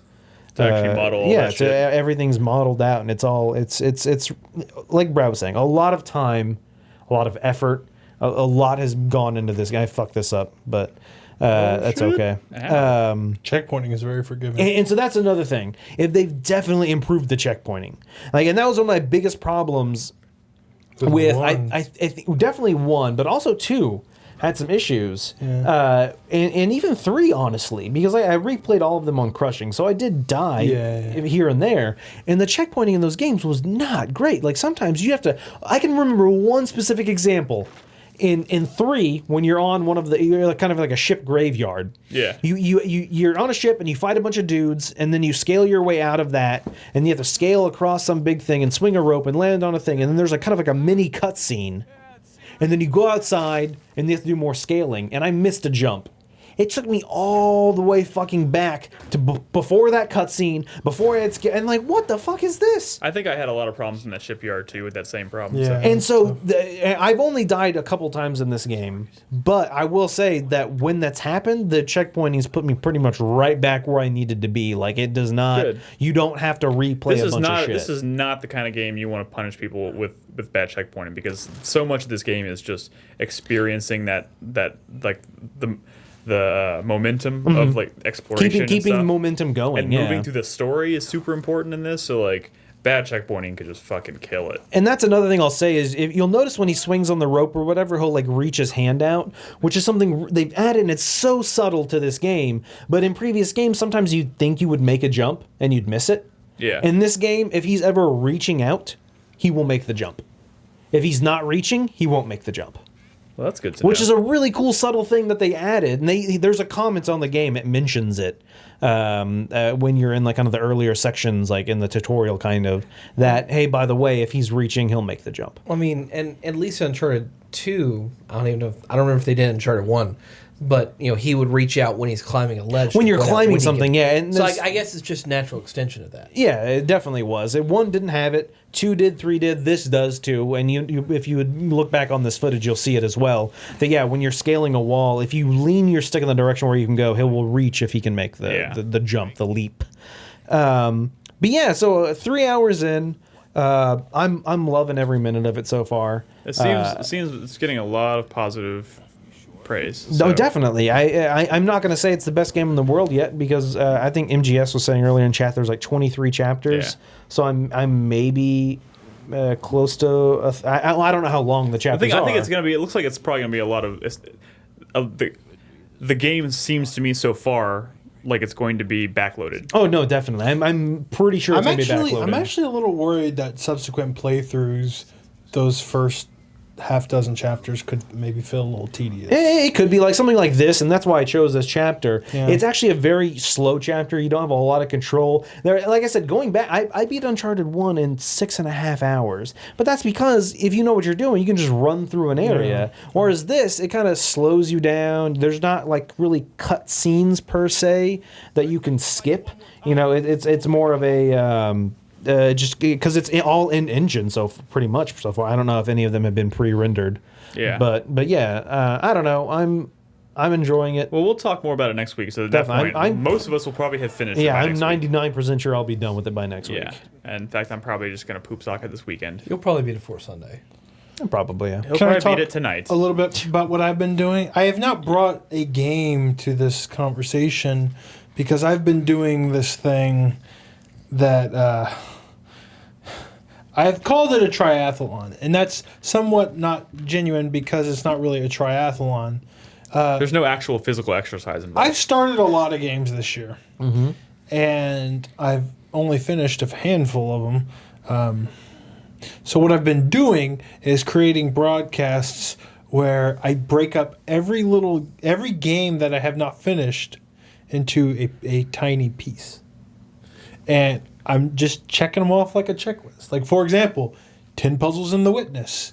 Do 10 puzzles, turn it off, move on to the next thing. Where it's like one world in Ratchet. Eventually I beat Ratchet. You know what I mean? Just breaking it into tiny jobs. Just breaking it into tiny little jobs. One level in does that not one dungeon run in Darkest Dungeon. Quote. Does that not one hamper, battle in XCOM 2. Does that not hamper your enjoyment of those games at all? No, I mean, I break them up in chunks to where I feel like I'm getting enough out of that game to where I don't need to play more to enjoy myself. Like, for example, there are times where I might get in a groove in The Witness and play a little bit more, but I'll find like a good stopping point and I'll put it down and I'll move on. It's keeping me fresh in all these games that I've kind of started to forget about.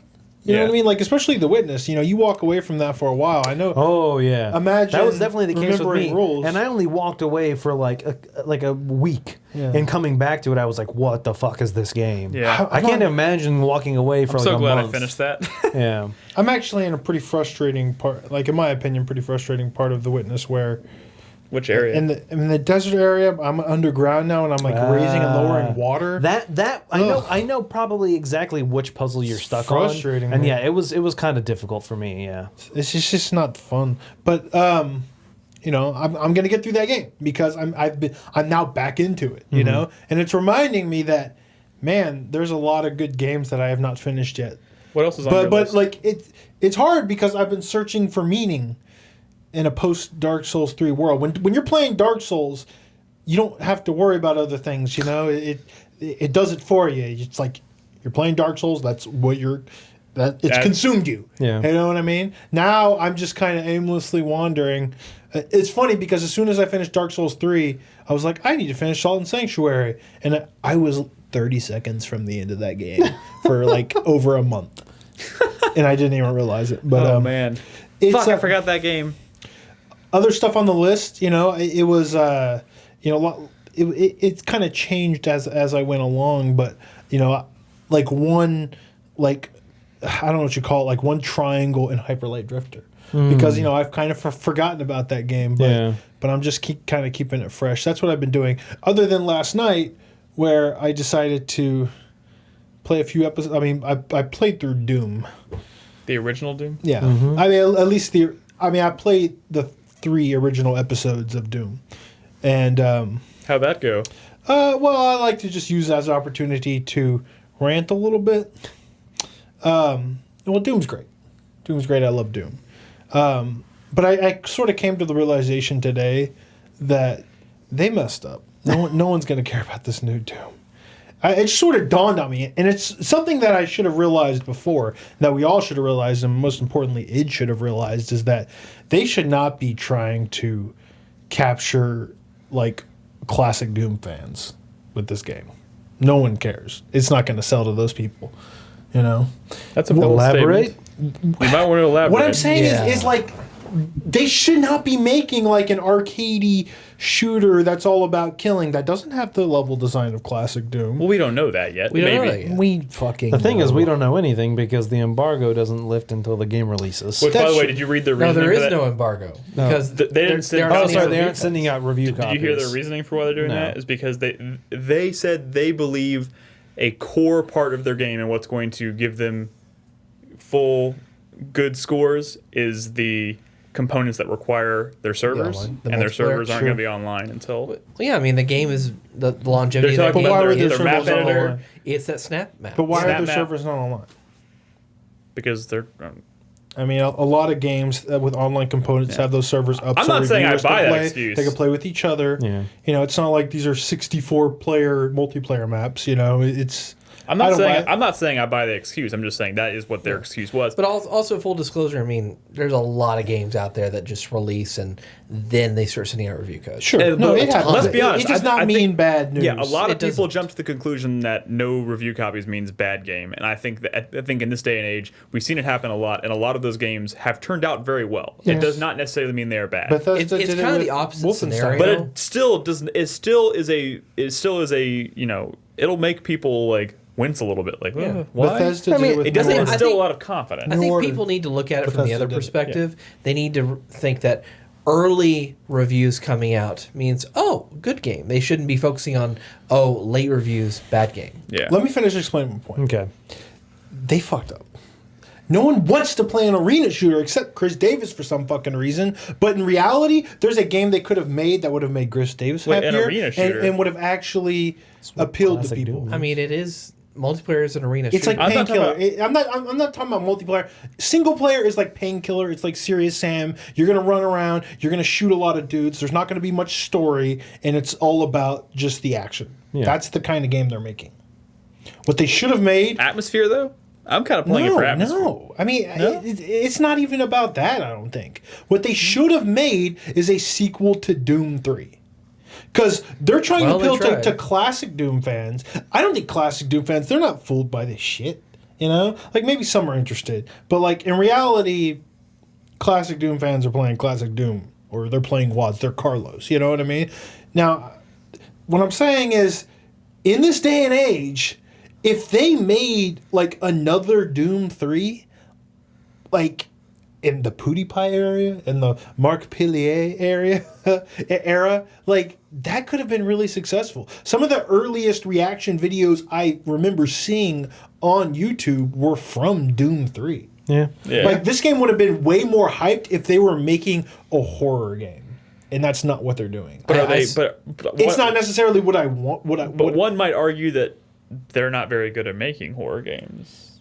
I'm saying they should have made another game like Doom 3. A game that pushes tech. It's also really, scary and in your face. Like Doom 3, compared to other Doom games, is a fucking horror game. Like it's way. The tone is totally different. The tone is different. They should have made that type of game again. Like that would have been the smart decision. That would have made people excited about Doom. People would have been talking about Doom. Well, right now I feel like it's just kind of floating out there.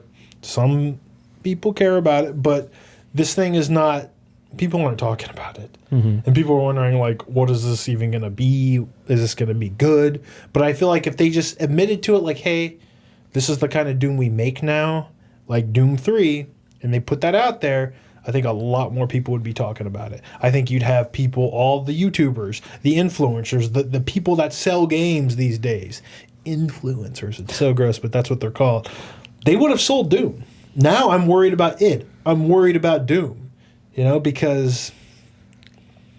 Way to make me worried about it, Brad. Overwatch, playing Uncharted. I mean, there's games out that people are going to care about that are shooters that people... Like, Doom just doesn't mean what it used to mean, And a lot of the people that play games don't even remember classic Doom in the real sense. I mean, they remember, like, the way it's remembered in the media, which is, I think, incorrectly. And I think a lot of people don't even know what this is. And I don't think they're going to play it. I'm going to play it on Friday. Time I will think tell. you're underestimating people, honestly. I mean, I'm not saying it's going to be like... A flop. Well, like, Doom releases, even Doom 3, are big fucking deals. This is not that, no matter which way you look at it. Well, when you think about it, it's not that. This was the centerpiece of their E3 press conference last year. Or not centerpiece, Fallout was, but I guess next to Fallout, It this was the opener. When Doom 3 came out, every single person that had a gaming rig would not shut the fuck up about it. I mean, that's just how it is. And that's not going to be the case here. Because it was a brand new engine. It was something you'd never seen. Well, I before, think really. it was a game. It was a game changer. First of all, it was also out in an era where there weren't as many games coming out at the time. You know what I'm saying? Well, like there's like look at how many games are coming out nowadays. The market is flooded with good and bad games. I'm drowning. And so yeah. And I'm not saying that this is just another drop in the bucket.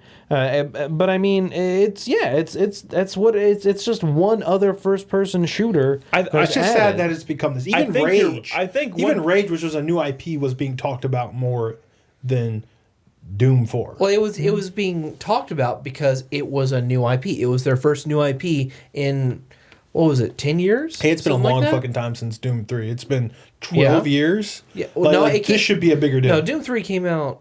Well, no, it was 04, yeah.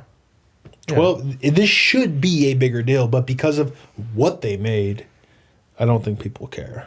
And that's Well, sad. It's Again, once I think again, you're underestimating. time will tell. We'll have this same discussion next week. And Yeah, we'll because see by where this it time goes. next week, I will have played a shit ton of Doom. this time I'm sure next Chris week we'll be Davis will hearing have about played a shit ton layoffs of at it, Doom. I think. Oh God, Wait, that's. I'm not trying. I mean, I'm sorry. Listen, mean, I I'm not hope saying for the you're best. wrong. I'm not Negative saying I you're Nancy wrong. hope over here. for the best, but I'm worried. All right, well, let's move on from that. Yeah, topic. let's. There's a few things that happened news wise this week. Let's cover those relatively quickly because we did go a little long impressions wise this week. Yep. Real quick, one thing I wanted to bring up. I don't know if Chris made an overlay for it. I did get it in kind of late this week.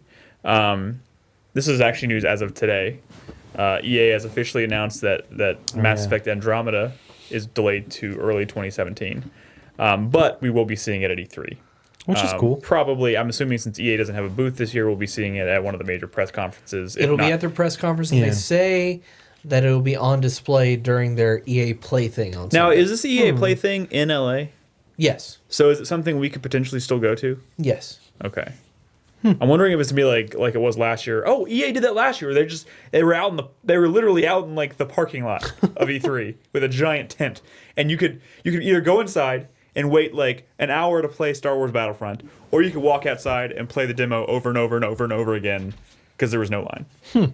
Well, I mean, they were demonstrating two different things. Well, yeah, that's what you're Outside, they saying. were demonstrating the co-op, the horde mode, and then inside, they were demonstrating like the full-on 50-person multiplayer. I'm just wondering if this means they're going to be like really close proximity to the convention center, and we could just walk there. Because I would think still like to. If, Time if, will tell. If Mass I think Effect it's at a Andromeda is hotel. going to be there, I would certainly love to play it while I'm in We LA. will find out Yeah. in 1 month. Yeah, but yeah. So that's kind of, how do y'all feel about Mass Effect Andromeda no longer being in 2017? Like there's a bunch of games that we talked I about. don't fine care. with that.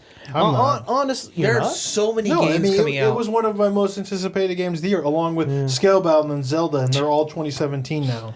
I mean, I think it's one of those situations where, and this has been happening a lot lately, where a developer or a publisher promises a release date, and then, they realize that if they don't want to put out a flawed game, they got to delay it. Or if they don't want to compete with like a Or, yeah, thousand other if things. there's another Yeah. bigger game coming out they don't want to compete with, Although they Mass move it. Effect is pretty fucking large. I don't know if that. No, it definitely is, but also 3 didn't leave the best taste in a lot of people's mouths. No, tasted a little like ass. Yeah, and so I'm fine with them delaying the game if it means it's going to be a better game. Is that the reason they delayed it? Who knows? But this happened. There's going to be so many. There's we plenty got- of games. We've got like Deus Ex coming in just 3 months from now, and that's going to be a great RPG. to Fuck play. me. We All hope right. so. Anyways, that's that. Brad, what did you want to talk about this week? Do you have anything news related? Yes, but I think we should do somebody else first. Oh, Cool. Nolan. We can talk about my topics. I got 2 quick ones. Have you heard of the Witcher 3?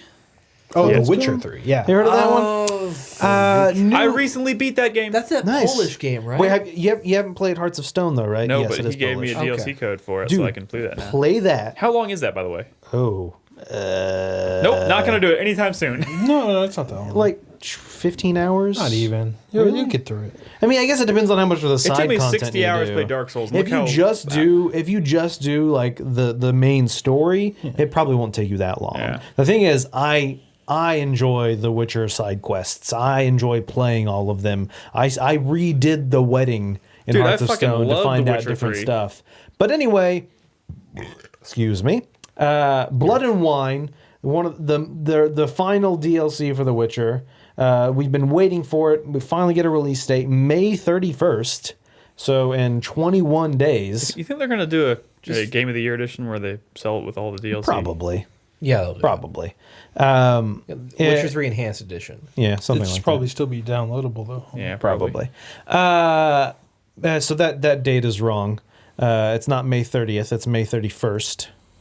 My bad. It's all right. That's the thing is a lot of people, the internet was like, oh, May 30th, May 30th, May 30th. And then today, Evolve, They're like, haha, fuck the you. PR May company 31st. was like, "Hey, internet, you were close. It's May 31st." So I don't know how that got leaked or if it got changed. Whatever, it doesn't matter. In chat, Dead Atrocity was like, I want to finish The Witcher 3 so badly, but I played 12 hours. Oh my and god, Dead Atrocity, you have like another 80 to go. Not even close. So they say it's going to have 90 quests, be 30 hours. Like it is not your mama's DLC. It is a big, once again, and that's how why do you Feels like an expansion. keep saying MGS? I have an email from the PR company that is behind. The teaser trailer they released says the 31st as well, but who cares? Anyway, I'm excited for it. Hearts of Stone was great. I'm sure Blood and Wine's going to be great. You know, there's been some rumors about a character who's going to be in it. Who, if anyone's Might be a big deal. If anyone's read the Witcher books, I know Brad myself. He's one of my favorite characters from the books. Yeah, he's a great character. He's just a great. And if he's in this game, I'm super excited for it. I mean, is there any idea as to what the plot line is supposed to be? It sounds like it's supposed to be about vampires yeah. or something. Which this character I'm a being big in there would fan of make DLC sense. starring vampires. He's going back to Tucson. Yeah, Tucson. Tucson, whatever. Arizona? Not Tucson. Jinx. Anyway. Yeah, I don't know how to me and Chris pronounce it. Davis are the Yeah. same I've wavelength only here. read it. Tucson. Toussaint. Toussaint, I don't know. But he's going Toussaint back is there. fine. There's a lot of past stuff happened there. So yeah. Having Might see just a recently succubus finished, or something. after That'd be cool. recently finishing The Witcher, like I finished The Witcher 3 and immediately was like, man, if I could go back and like rearrange my top 10 from last year, I probably would have moved it up quite a bit. And I'm still kind of like, I think I've been away from it just long enough that I might be ready to go dive back in again. But I do got to play. Totally do it. Like I Hearts said, of Stone one of first. my favorite moments in any of the games I played last year was from the Hearts of Stone DLC. All right. One of my favorite characters. I will download it tonight. I don't know if I'll play it. You won't anytime regret soon. it. Like I said, if anything, just at least play the main story. Yeah, that's all I really set out to do. I mean, Yeah. I kind of pick up the side quests, the ones that seem interesting to me. I do them as I'm going down that path. Yeah. And once it's over, it's over. So I'm going to be getting the Gwent deck. Nice. edition. Once again, like with Hearts of Stone, they are coming out with another Gwent deck. They're the the 2-pack. Yeah. With this game. Will you So that's somehow all end four up, Gwent decks. will you somehow end up with an extra DLC code again? No, because I I'll doubt it. use that He's one. this going to time. use that code. Fuck. Yeah. But anyway, That's exciting. the other bit of news I wanted to bring up was that last Friday, Nvidia in Austin held their little press conference thing, and they announced their new cards, the Nvidia GTX 1070 and We've the crossed 1080. over into the 4 digits. Yep. Supposedly, just based off all the stats, they're saying way more powerful than like the current gen, and use a lot less power, and like the same price. Like, 'cause I was waiting, I was about to buy. I was thinking that because I'm building, and which is exciting for me because I'm building a new What's computer. the current one? 980 980 Ti Ti. is the cream of the crop right now For consumers. for anyway. consumer. So what you're NVIDIA saying is I might be able cards. to get a 980 here pretty soon for a little bit. And that's less. what I was mentioning earlier was that the 980 Ti at least just there was a big sale that dropped on one of them because 980 Ti's were running around $600. Some sales bringing them lower. The 1080 by default, which is apparently more powerful than a Titan X, Yeah. just MSRP is 600. Wow. Yeah, so it's way more powerful. Is the 1070? What's up? A 980 Ti is still better than a 1070. No. No. The 1070, which is $399. The thing about the $399 is better than the 980. yeah, the 1080 and the 1070 both come with 8 gigs of RAM. Wait, so why is the 980 the cream of the crop right now? Because Because it's what's it's out right the now. It's the 980 best Ti. thing. The 980 is right below 980 Ti. When is different cards. when is the 1070 coming? June 10th. Yeah. Is that different from the 1080? Yeah, Yeah. this 1080 is is more this is powerful. new How architecture. do I computer? This is and this is something Nick You're hold fine. on. You're fine. Graphics cards, like with me, they still go over my head because there's so many different things, and this is just Nvidia. There's also AMD, but that's just a number they give to it. Yeah. It is the new cards are a new architecture. They're more powerful. They're much better. and they're cheaper because it's something technology grows. It's easier, it's cheaper to manufacture things. They learn from past design flaws. They're able to improve on it. Yeah. So the 1070, which is more powerful than a 980, is also $400, which is way cheaper too. So if you've been thinking about getting a new car, I'm getting the 1080 just because I wasn't thinking about getting a new card until you brought it up. Because that was what I had in my budget for my new PC. Yeah. That's what I had It's an budgeted. expensive card, though. I mean, I should probably realize. figure out how to make sure my computer turns on every time I That's push the power true. button You first, probably right? should, yeah. That's probably more important. Yeah.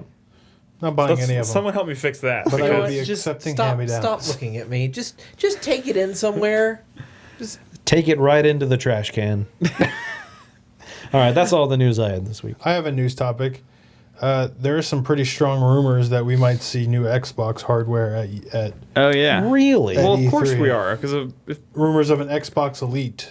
like Sony, Wait. like Oh, they're to match Sony their is- controller? Sony is already ahead of Microsoft. There's no way Microsoft would let them do this and not have something of their own to compete with it. I just want That to would- bring this up because it's probably going to happen. Well, yeah, I would This say is the 90%. new trend. Consoles are fucking garbage heaps these days. But I just They're want to just say, shorter lifespans, is what it amounts to. no. Yeah. I mean, not lifespan in the traditional sense. No, because you can still play games on them. There's more of them, and you're going to have antiquated hardware sooner. But say what you... I mean, the difference, Nick, Okay, is... don't talk to me like I'm something No. I'm just saying, the difference, Nick, Listen is that here, heathen. a PS4 came out, right? It's new hardware. You had to buy it, but at least your PS3 was still your PS3, and all those PS3 games were still going to run as good as they could on the PS3, just like the PS2 and the PS1. This is not like Talk to the people. Don't talk to me. it's not like a new generation. Like my PS3 is not useless. My PS4, like, literally becomes useless if I get a new PS4, like a PS4 Neo. It's garbage. Like I bought this Xbox for Scalebound. Unless There's some really strong rumors that it's coming to PC. In fact, there's like a story that ran that shouldn't have, that was taken down, that pretty much said it was coming to PC. And now there's likely going to be a new Xbox that runs Scalebound even better. Like I've now the concept of buying a system because you know something's coming, that's garbage. Don't ever do that again, because that Zelda game, that Scalebound game, that it's like buying a new phone a year ahead of time because you know some good mobile games coming out. That sounds crazy, right? it does. A little. Like, now, fucking console gaming is fucking garbage now, man. Like, I think that's a little extreme. like as far as buying for the future, don't do that. Don't ever do that. Buy only for the now, because they don't mean what they used to If mean there's anymore. what you're saying is that there's not a game that you currently want to play on it, don't buy Yes, it. correct. Which is fine. That's fine. I mean, get what you're I saying. don't think that's fine. I still think that people are gonna go out and buy these Neos. Like that sucks, right? Even for people who might have more spending money than others, right? But how would you feel that if they released another PS4, a year and a half or 2 years from then? Then how would you feel about a PS4 Neo? See, I think a lot of people who are maybe a little more comfortable going into the Neo are thinking that, well, this is probably going to be it for the PS4. But what if it isn't? What if it isn't? We've all had that thought. Not a lot of people have been talking about it. People have been talking about, this is the one upgrade. This is the one upgrade. So I'm going to get the best PS4 and I'm going to be set. But what if Last of Us 2 comes out and the PS4 Neo doesn't run it as good as the Neo 0.5 or whatever the fuck, I think an iterative this is- manufacturing design for that is cost prohibitive for your audience. Okay. Can I just say? But they're can I doing just- it. Can I just say something real quick? But And they're this What's is- doing up, Nick? This What's is up? purely. This is just me being a little bit of a devil's advocate here.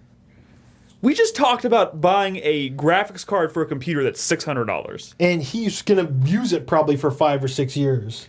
But what happens in 2 years when another one comes out that's even better? PC games are designed differently. So though, hold on. than- So that's something very different. So how consoles work is they come out and they have a computer graphics card in them. That's Yes, what of it course. is. But you can't change that graphics card. Of course. That's Yeah, been there it's for an the all-in-one life of the PC. console. Now, for a PC, you can change it out whenever you want. You don't have to buy the graphics no, card. but you may not be able to play certain games unless you do. But that's the thing. It's so you don't.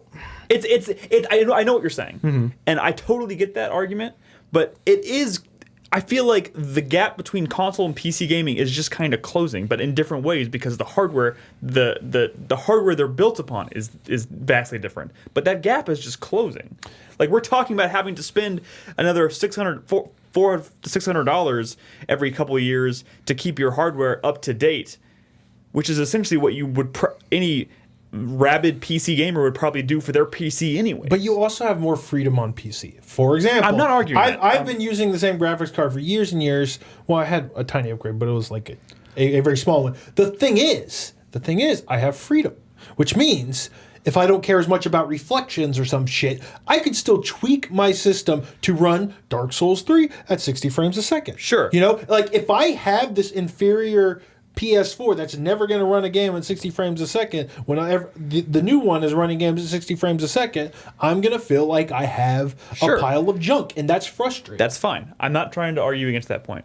I'm wondering, and this is just me now asking a question, is like as this starts to become the norm, do you think the possibility of us seeing those kinds of options on console is going to like And that's what they're talking about is the potential for modular updates. Yeah. And almost consoles becoming mini computers where there are interchangeable graphics cards. I don't see that as not a possibility. That could potentially happen. You know, where you I mean, the only thing that's been modular on consoles ever has been a hard drive for some consoles, not for all. But things like the CPU and the graphics card, the two biggest drivers, and I guess RAM, you know, essentially everything that makes it a computer, have not been interchangeable. And I don't see it too far fetched as them giving you the ability to do that. Now it's a situation where they're going to make it not like a PC where it's, oh, you just go out and buy the latest one. It's going to be, hey, we are now providing you with this new one. I'm sure it's going to be just like a slot. It's just like a device you slide in. It's not going to be like the actual thing itself. Yeah. But I don't see that as too far-fetched because it lets them prolong the life of a current console generation by just upgrading the hardware. Hardware always gets cheaper as time goes on. You know, there's going to be a better graphics card, a better CPU for less money a few years down the line. Are they going to phase out the old PS4 SKU then when they release this? Like, is there ever going to be a time when you can either go out and buy a PS4 or a PS4 Neo? And so that's kind of one of the things that Sony was talking about in terms of this PS4K. Every game a developer makes has to be able to run on the lowest version of the console, essentially. Yeah. That's not currently how it works on PC. At least that's the current policy. Well, yeah, that's currently that's what they're saying. That's what on Sony says. PC, Sony says they're going to be policing that pretty hard. On PC, a developer's like, hey, I want to make this game. This is the minimum you need for it. If you don't meet the minimum, tough luck, you don't get to play it. Yeah. On consoles, that would really limit developers because they would have to be able to, you know, change how they've been making games. I don't know. It's Not to kind mention of it limits their install base on a game by game basis. But like what they're saying is they require them to build the games that it runs well at a certain frame rate on the regular PS4, but it might run much better and much smoother and much nicer and look better on a PS4 Neo. But it always has to hit that benchmark that Sony has set forth, their quality benchmark that they've set forth for the PS4 original. Mm-hmm.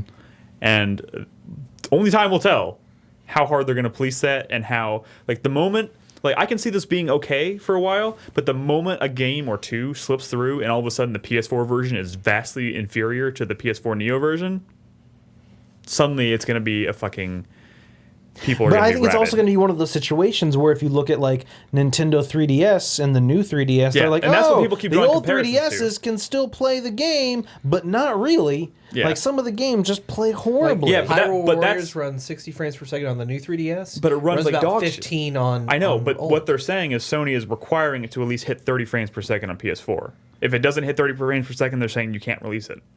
So, but that's right now. That's all hearsay. They're saying that's what they're going to do. It also may not be a question of like frame rate. It might be a question of resolution. It might be a question of world detail. There's a bunch of things that they could go for as the benchmark. But like, if for we go forward what and games qualifies. continue to look and run as good as they do now on PS4, but they could look and run better on PS4 Neo, but like we're still getting the same quality of games as now. Like, it sucks, but it's not like the end of the world. But the moment that games start coming out on PS4 and suddenly like they're running at 20 frames per second and they look like dog shit compared to their PS4 Neo counterparts, like, I mean, what's weird is that that's all the same this disc. isn't going to be like I don't think like the it's- difference in glancing at an Xbox One versus a PS4, or it's going to look significant. Well, only time will tell on that. I mean, yes, that is the fear, and that is an obvious fear. We should all be worried about that. But like literally, only time will tell. I think you're kind of blowing the difference out of proportion right now. Because, I mean, let's think back to an example of when a upgrade was required to play a game recently. So, on the Xbox 360, that one of the things about that system was that the early versions, before the full redesign, had these hard drives that you could just plug and play. Just right on the side of the system.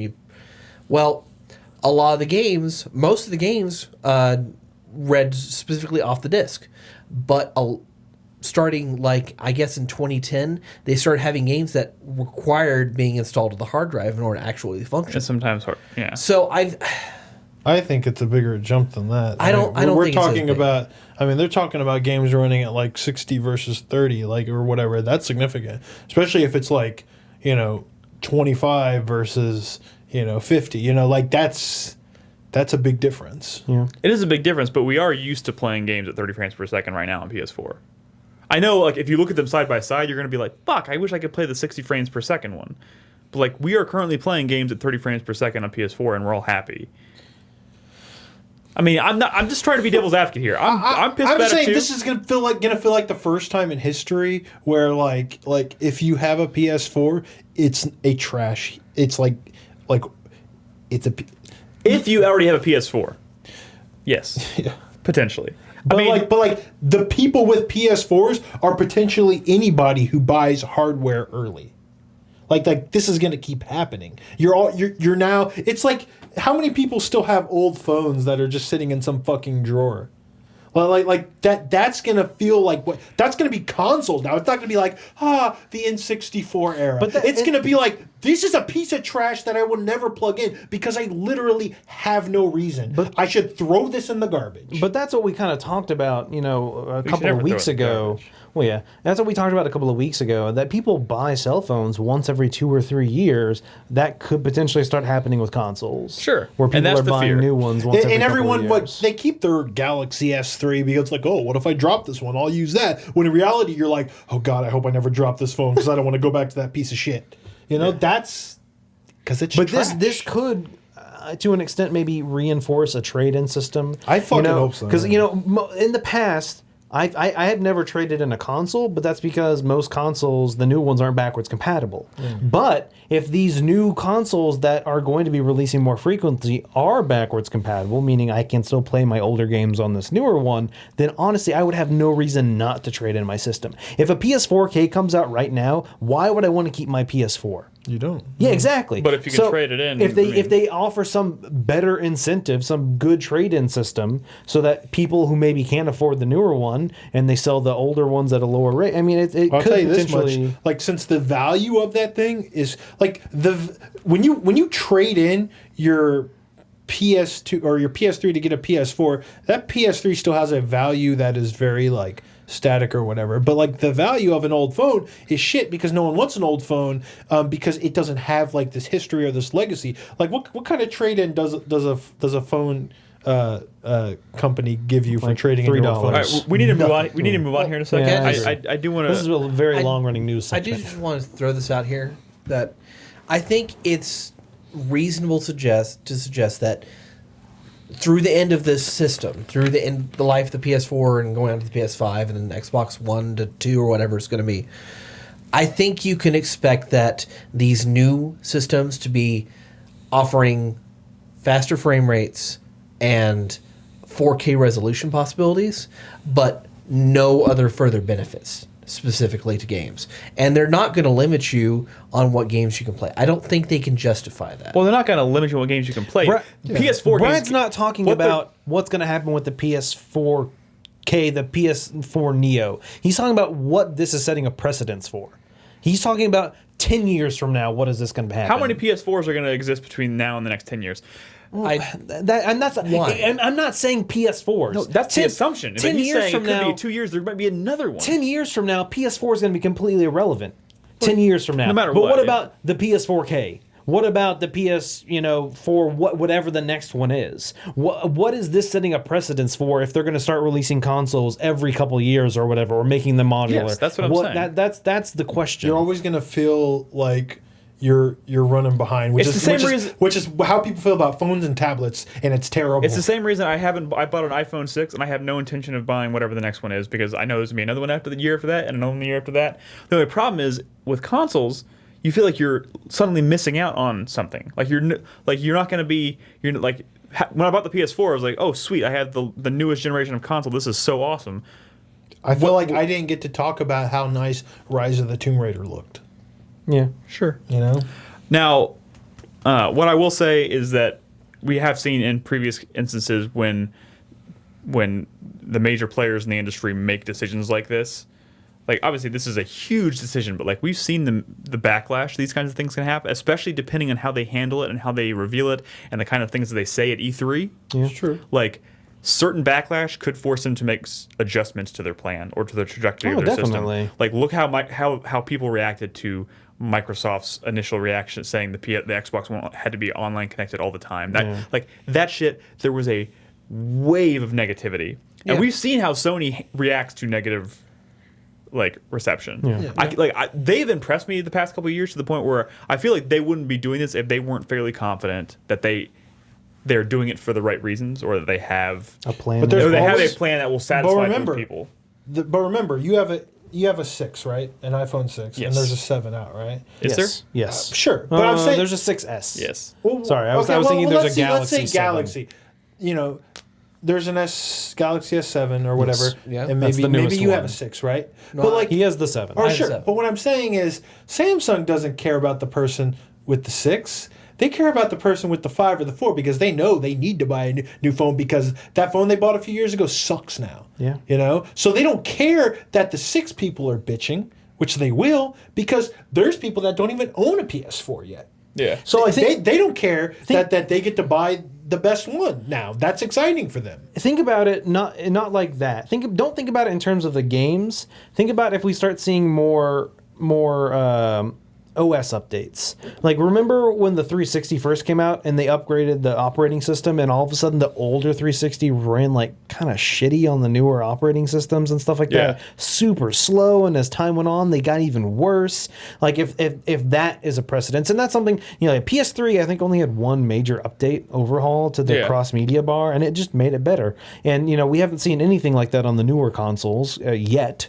Well, there was a pretty big update to the Xbox One dashboard. Oh, but sorry. even then, I hate I've the only Xbox. seen the Xbox One dashboard I hate once. the It's Xbox One bad. dashboard. it's I still, to this day, can't always figure out where to go to access my games. Remember the blades? What the fuck? Remember the blades? Yes, I do remember the I blades. wish I had the blades back. but they can't sell you ad space if you have blades. Yeah. Dude, Not the the mega they PS4, want. the PS4 has the best dashboard. It's it's so I like the PS3s Good. actually. The PS3 over the PS4? Yeah. Dude, Really? I love Just the because PS4 I feel like I can like navigate and get to my stuff quicker without a big long ass bar. Unless they've made a way Wait, to like, you don't have to have that. You have every game show up on that bar? except at the end, which has library. How long is your bar? It's long. Mine's like 10 games, maybe? I think that's what Dude, mine is. Okay, But well, how's that long? I just like the horizontal. I like the All right. PS3 / Anyway, PSP. way off topic. Yeah. All we know we're is getting, that Brad loves All a right, good long we bar. literally only have time for like 2 questions this week. Oh, we are at the We're at community? 2 hours. Oh, God. Okay, so first of all, I want to It's state only a 17. It's not the time of day, Brad. It's the time of the The podcast. podcast has been going for 2 hours. I mean, maybe 3 questions. All right, couple things here. We have 2 new patrons. Yes. Ooh, nice. Hold on. I got. As he pulls out his Well, second I wasn't. phone. I wasn't ready for. We're over here talking about getting a 2 PS4s, and over here he's just like, yeah, that sucks. He pulls out 2 phones. Hey, one's a work phone. I know. It's just I it's just I hilarious. just get to use it. The timing is wonderful. Yep. All right, so we have 2 new patrons. The first one is Sean Thank you, Sean. Sean, you're the Sean. and Gigamir. Hey, He's right there. Good man. Gigamir is in chat right now. Thank you Woo, both for thanks, being thanks for patient. being- Subscriber and New Oh patrons. man, it's dedication. nice. All right. So, speaking of subscribers and supporters, we have a new supporter of the month. Finally. thank God. This one was a struggle. It's interesting. No, we went. Oh, getting the person yeah, in. getting. There's if you support us, We love please you. make sure we have a good way to contact you. yeah. And you check those means of contact. Don't give us like your old Hotmail email you don't look Yeah. at anymore. Like we had a lot of trouble finally getting a hold of someone, and I used to give people like a week to respond, but now I'm like, you got 3 days. You have 72 hours to respond to this email, because it's already 10 days into the month. So anyway, so we have a new supporter of the month, only to be known as Michael. Michael. Michael. He is a patron. Michael. He is not. He doesn't chat. He listens to the podcast. He's the and- voiceless. Yep. He listens to the podcast and he backs us on Patreon, but he's not an avid chatter. There's a lot of people who just listen to our podcast. Which is I like I really like that. yeah, I think we're okay It's with good. that. Yeah. So the games that we're going to be This was playing. an interesting list. Yes, it was a very different list, and he prefaced it with, it's a busy time for everyone. He knows we're playing all big games, and so he kind of wanted to give us some smaller games that he's a fan of. Which is very considerate of him. Yeah, no, it definitely is. And so it was hard to choose one from the list. They're just all too good. So we chose 2. So the 2 games, I know I'm at least going to be checking out one of them, maybe both of them. The first one is Dark Echo, which is a really interesting game. You play kind of like, I guess you're a blind person, per se, maybe. It's a Person in quotes. None of these games have graphics. Yes.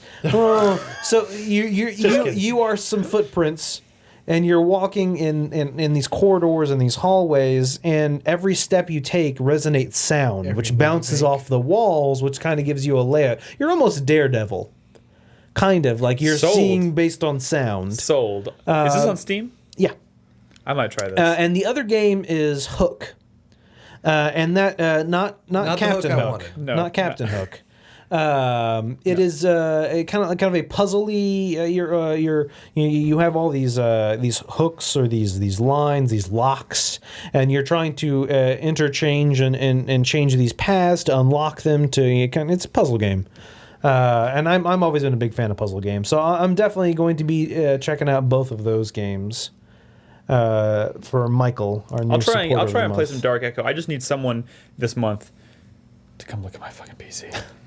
If I can get my PC to let me broadcast again, I will be so happy.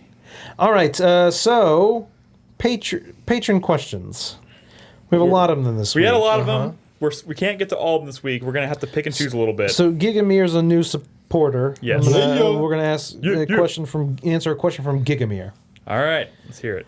When encountering something repetitive or tedious in a game, such as grinding, backtracking, or collecting, do you feel that listening to external music, podcast, or watching TV on a separate monitor violates the intended approach to that developer had for that section? For example, many would argue that the struggle and Monotonous? Monotony. Monotony. I couldn't read right now. Struggle and monotony encountered when grinding in JRPGs adds to the overall experience of the journey. I remember that Travis used to do this all the time. I think it's something that we've kind of brought up a lot on the podcast recently. It depends on the game I'm playing. I know but Crispy does it a lot. Yeah, Crispy does it a lot. But if it's something that's me and I'm like, Xenoblade Chronicles X. There was one point I wanted some money. I think I was really underleveled for a boss fight. And so I just started watching something on Netflix and while I was grinding because I was fighting bless you. I was fighting kind of some lower enemies that I didn't really have to care about as much. And so in terms of like violating the intended approach, I mean, I take a really simple whatever. approach to this. I don't do it. There you go. Although, but to be honest, 95% of the games that I play Don't have are that. Yeah. Grind free. they're not definitely not grind free, but What a did lot you of do them in Ni no are, Kuni? are atmospheric and like story driven, and I would never listen to something when I could be absorbing a story or whatnot. During Ni no Kuni? Well, I was broadcasting most of when I played Ni no He Kuni. also just grinded on that one enemy that would randomly show up Oh, that I gave see. you a lot of experience. It kind of You're bums welcome. me out. It kind of bums me out a little bit when I'm not Thanks for getting. that pointer, though. It kind of bums me out a little bit when I'm not getting the full audio visual experience. Yeah. And this happens to me on handheld sometimes, and I get kind of bums like I should have headphones on when I'm doing this, because they put a lot of effort into this music and stuff, and Yeah. it's like turned low because I'm playing it on the shitter or something. I don't know. It's just like anytime I'm playing Severed without headphones, I feel bad. You feel like a bad person. I feel like a bad person. But yeah. Thank you for your question, Gigamir, and your support. Nolan? Sorry, I'm screening them, trying Oh. to find the best ones. Not good ones. They're all good. I'm just trying to find the best ones to answer Oh on man, this podcast. actually, you're right, Scarecrow. The one time I ever turned on, literally, like the only time I can remember turning on music was very recently when I was playing that Doom beta, the multiplayer beta, because there's no fucking music in Yeah, it. no. Yeah. What was up with that? That's weird. But yeah, It's like have music. completely silent. The exact opposite of what I was expecting from that game. Tell you what, the composer for Doom is Mick Gordon, and he does. What did he compose? There's no music. Well, I mean, it's a beta, but I mean, like for the final game, Yeah. like this guy knows his stuff. Okay, next question from Piost. Piost. Piost. Two big trailers were shown off the past week, Battlefield 1 and Persona 5. What is that you enjoy most from a video game trailer, and what kind of trailer do you prefer? Oh man, you know what trailer hit me hard? That this is kind of embarrassing. What's that? Did everybody watch the Japanese Pokemon Moon Sun trailer today? No. Nope. Dude, I've never seen a game trailer like that before in my life. Really? It builds like a narrative around this kid living in moved to Hawaii with his mom and like living in Hawaii or whatever, and like feels like he's alienated from everyone. And then his mom takes him to the video game store and they're selling Pokemon, and then he buys it. He's like, oh my god! It shows him playing the game. Then he sees a bunch of friends at school playing, and like, oh my god! And they become best friends. Like I was like, oh my god, right in the fields. I'll tell you what, we didn't talk about it, but like that Persona 5 trailer. I mean, that's I haven't seen it. Was it good? really I haven't seen it. Wait, come Dude. on. I haven't seen it. I actually came out haven't seen like it either. after the podcast. Well, I'm a big. I think I heard about it because I'm a Dude. pretty big Persona fan. Mike Static. I'm like the cautious, each entry cautious about the new Persona fan because I'm not the biggest Shin Megami Tensei guy. But man, well, I'm not this the biggest shit Shin Megami looks- Tensei guy either, but I've loved every bit of Persona I've played. Dude, this is like the dopest shit. Really? Because Like, it the looks first trailer so looked fucking really stylish. good. Is that coming out this year? It's coming out in No, Japan. they gave it September. They gave us September. a September release date in Japan. They haven't given a U.S. release date yet. They've strongly hinted at worldwide release. It's probably like, concurrent development. I'm betting we'll see maybe that not at the E3 and it'll same be time, released. but it's gonna. Wait, I think what- it'll be soon what- after. I think it says September 15th. Yeah, I think Probably. that's it. Because I hope not, because Dude, that's 2 days I- before I get married, which means then I go on a honeymoon. time to with your delay. honeymoon with your waifu. Yeah. This dude, it looks. See, I'm excited for this. I'm back trying to the not to get question, excited, yeah, but back- I yeah, guess you Damn, just it have to looks get Back to the Bernadette question. addicted style, to height. Persona 4. Listen, She man. likes Persona. You know what? Oh, You know what there I you want? I want a fucking trailer. Like I don't care what kind of trailer. Give me a fucking trailer. God damn it. When are we gonna get back to this Twilight Princess moment?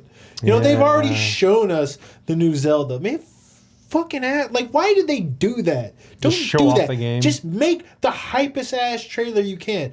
It needs gameplay. It needs gameplay. Preferably from the view that the person will be playing it at. But give us some goddamn hype ass trailers. That's all you need. So so that's kind of what he was. That was kind of the question. What kind of trailer do you prefer? Do you prefer the cinematic trailers? Do you prefer the gameplay trailers? You know, there's always I like a sometimes nice there's a mix of mix. both. There's a mix. Sometimes do you prefer ones that are more narrative, that are kind of like story driven, or just kind of just showing off crazy I like action? gameplay. I like a really even dispersed, like a really even split between gameplay and cutscenes or whatever. But I think music is really Definitely. important. in Music has a trailers. huge impact on trailers. Like you know what? I don't really give a shit about Battlefield, to be totally honest. But that Battlefield 1 trailer started playing that White Stripes, Nation and I Army. was like, oh shit. That's getting a little tired though. Like going for some The big pop music yeah, or the big whatever. Sure, pop music but is like, kinda overplayed. but it can set like even if it is a take on like pop music, it could set a good tone for like music. tone is super important in a trailer. To What me. was the? It was like some White Stripe shit. It was White Stripes, Seven Nation Army. yeah, Seven Nation Army.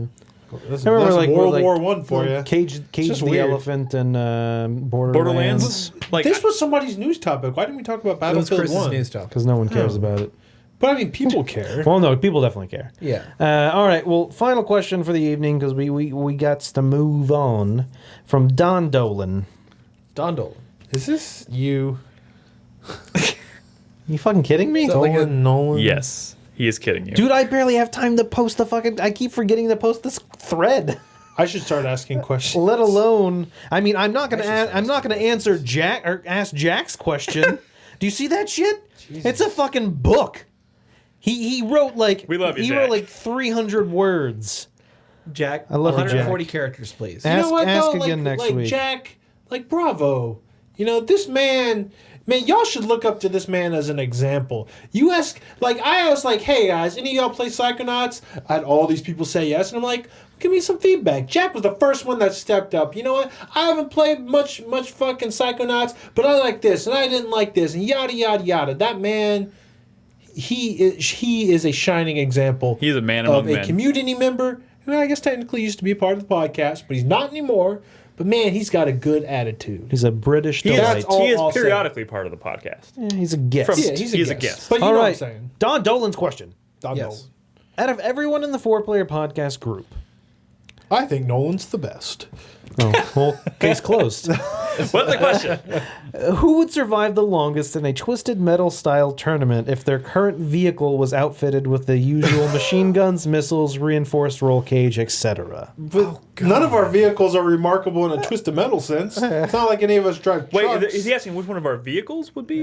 Which person would survive the longest with their current vehicle was outfitted? our current vehicle. I think it would be Nick because of his driving style. It's just so reckless and fast that you're But kind of what? scared for your life. But faster vehicles have less hit points. Yeah. Whoa, let's back up to where Chris Davis just said I'm a reckless driver. Well, let's see. I've These, never been these in an two drive accident. coupes. yeah. We have sedans. And Crispy has like a hatchback kind of. Yeah. No, he has like a small SUV now. He used to have a hatchback. I wouldn't call that an SUV. That is a slightly tall is that anymore? sedan. Yeah, what is that anymore? I may have Vehicles are I may dumb. have had a few speeding tickets in my life, but I've never been the cause of an accident. Dude, I would freeze you, and like one special, you'd be dead. You have no hit points on your car. You'd be fast. Wait, But you're that's why I saying use your the car freeze. does have hit points? I mean, it's a sedan. It's a Camry. You know, it's like a mid-tier vehicle. It's balanced with firepower, health. You know, And why is it's mine not? It's probably got a good. Well, this is a weird question because it all comes down to like Yeah. the special. You know, and like Man, can mine transform into a mech? if like I- Sweet Tooth? If I still had my 97 Buick, that would be indestructible. If I was in my first car, I would be the first What one did I to drive? die. My first vehicle was a Suzuki Rodeo. Can we go back a minute to where no, Okay. you know It would no. roll over, but I'd have a cheap special. Like, Honestly, Fuck you, Chris Davis. Honestly, I was complimenting you. You would survive. You have a backhanded compliment. Soccer mom van. What? I don't have a soccer. I have a newer version of Brad's car. We Literally. both drive Camrys. Mine's just a newer version.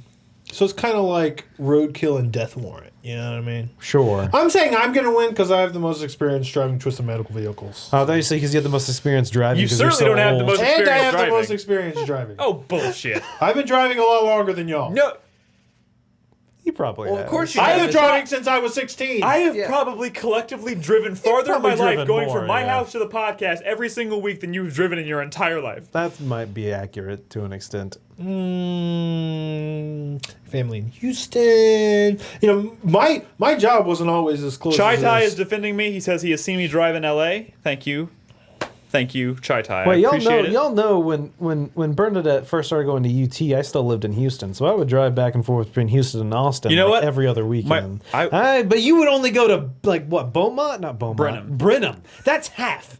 You would only go like halfway. I had to go to Brenham, make that little turn, sometimes stop at the gas station, and then go all the way to Austin. I once drove my girlfriend at the time all the way to You Florida. almost said Droove. Drew. I lost all credibility when I said All right. Drew. Anyway, thanks guys for your questions. Sorry we didn't get to yours. The podcast ran a little long. Feel free to ask it again next week or ask a different question. Do whatever you want. You're the worst, Chai Tai. Just try to not make recanting it your support. be 5 paragraphs long. Yes. Yeah, maybe not. So yeah, we're sorry we ran out of time for questions. We definitely wanted to make sure Crispy had time to get his talk in about Overwatch because he wasn't going to be able to stay for the entire show. So we did go a little bit long, but we'll try and get to more questions next week. So if you didn't get your question answered this week, feel free to leave it on the thread next week. And right now we're going to go ahead and wrap up the show with the 4-player minute. What's the 4-player minute, Nick? Hype, sweat, thank you, and fuck you. I'll go first. Yes, you will. My hype is, of course, for Witcher 3 Blood and Wine. I can't wait. I just want to get back into that world. I love The Witcher. Regis, hopefully. Strange, but cool. Sweat is for Scalebound. Not because I'm worried about that game, but I'm now worried that the version of the Xbox that I so intelligently chose is probably going to run it like crap now, because why would they have to optimize it for this one? You know, it's just, I bought it for one fucking game. Well, 2 games, but Phantom Dust doesn't exist anymore. Yeah. But god damn it, What about man. Crackdown? I mean, Crackdown especially, right? Because it has all that destruction and stuff, you know? But it's all going to be in the cloud, Brad. The cloud. Oh, yeah, right. Fuck you, Microsoft. Fuck you, everyone. Fuck you, console makers. Fuck you, Nintendo. No, my fuck you goes to myself, because I did play a new game that's not even out, called Grand Kingdom, which was actually pretty cool, and fuck me for not bringing it up in the game segment. I'll play more of it, of the demo, and I'll talk about it next week, but it's this new cool strategy RPG from these people that used to work at Vanillaware, and it looks cool. Is your phone in airplane mode? It is. Okay. Mine is. Mine is Well, too. airplane. And my thank you goes to the lovely people who got me birthday gifts, like Nolan. And yeah, I didn't get any video games this year from anyone.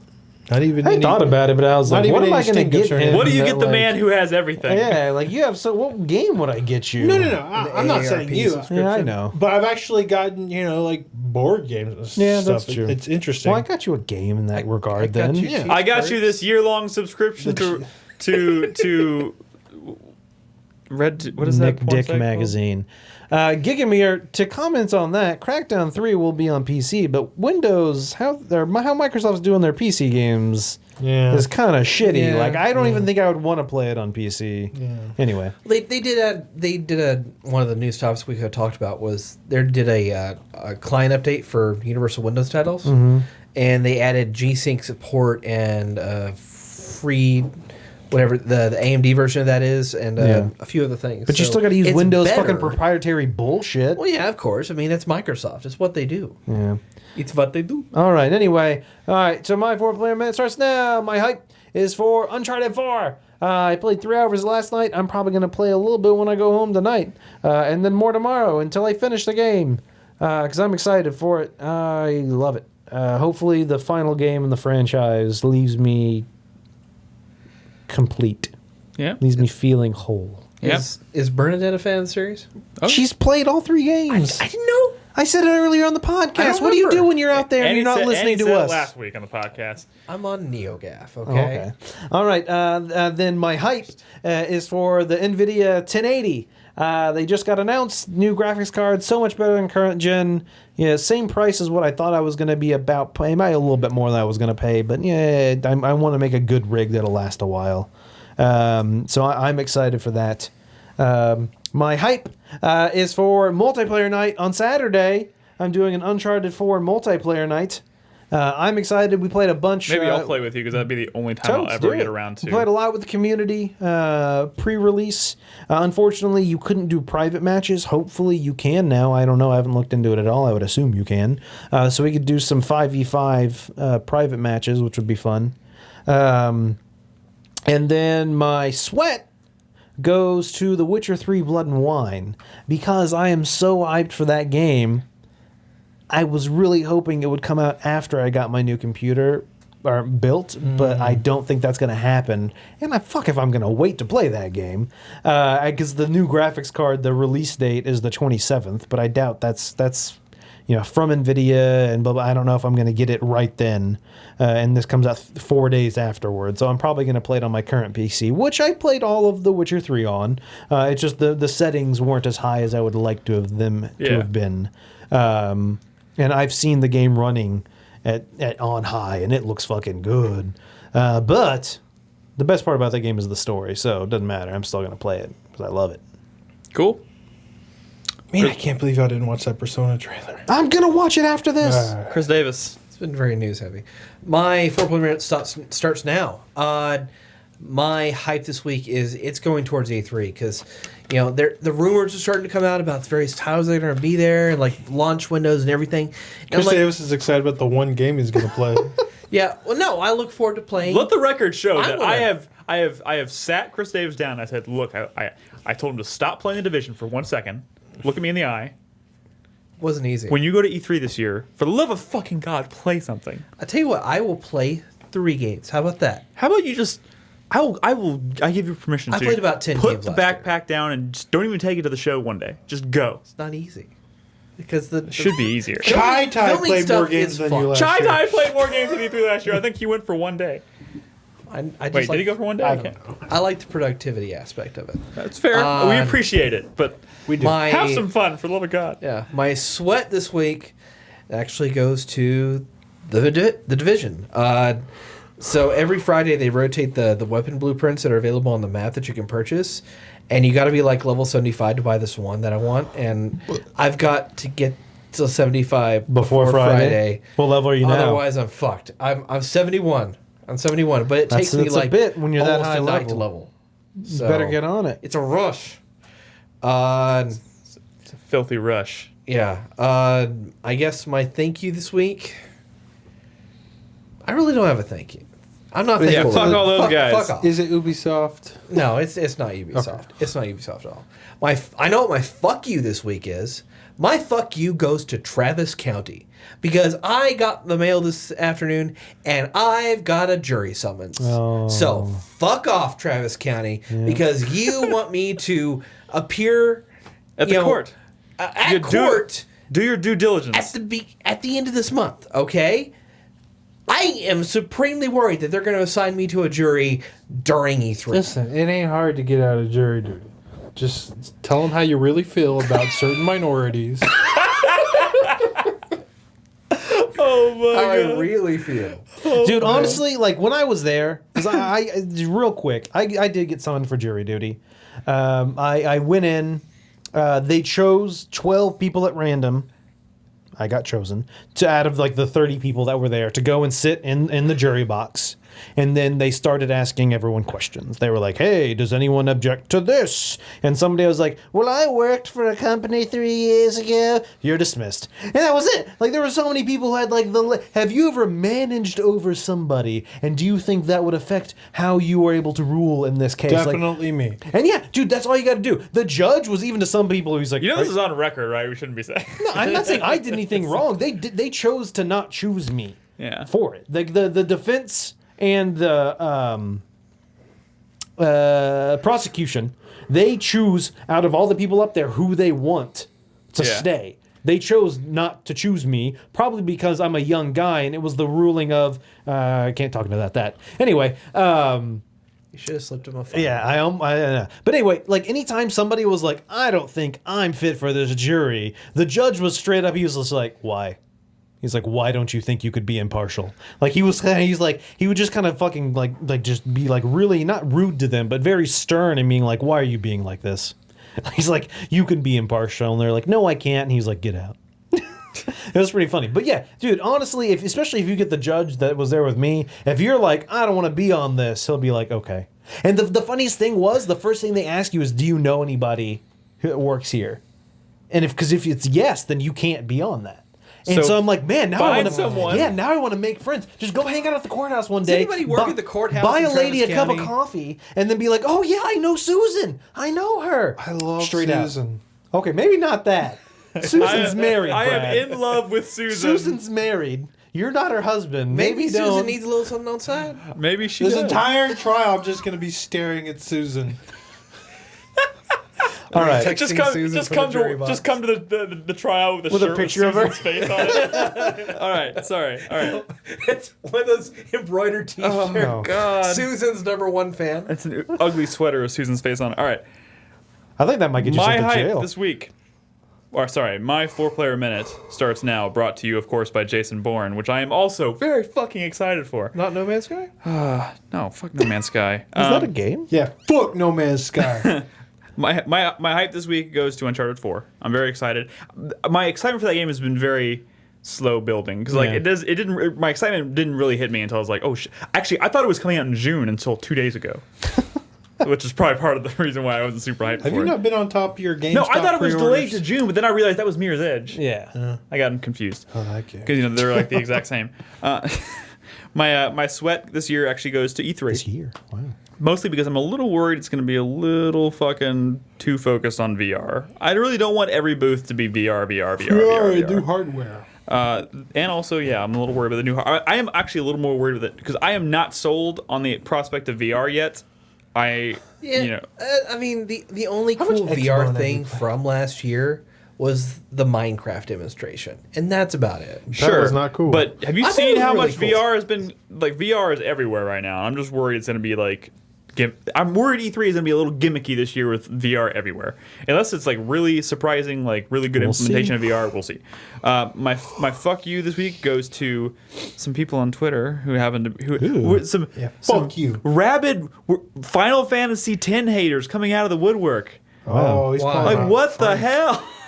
Why? I beats me. What did you aside, do? Aside from the tired excuse of Titus was an annoying Wait, were they son of a attacking bitch. you? No. He was talking to no one. No. I wasn't saying. I didn't say he was attacking me. Okay. Since when do we have to justify our fuck yous, Brad? No, you're right. You're right. What are these You're people right. You're right. legitimately saying?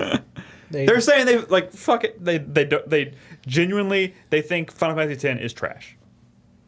Well, Nick, you know that's incorrect, so fuck them, move on. Yeah. This is obviously a playful fuck you. Yeah. But whatever. Fuck you. Anyways, that game legitimately one of my most memorable gameplay games I've ever played. You know, it came out today that the 10 and 10 Which is 2 probably remaster's what gonna be on sparked this Steam. conversation in the first place. Are you going to get it?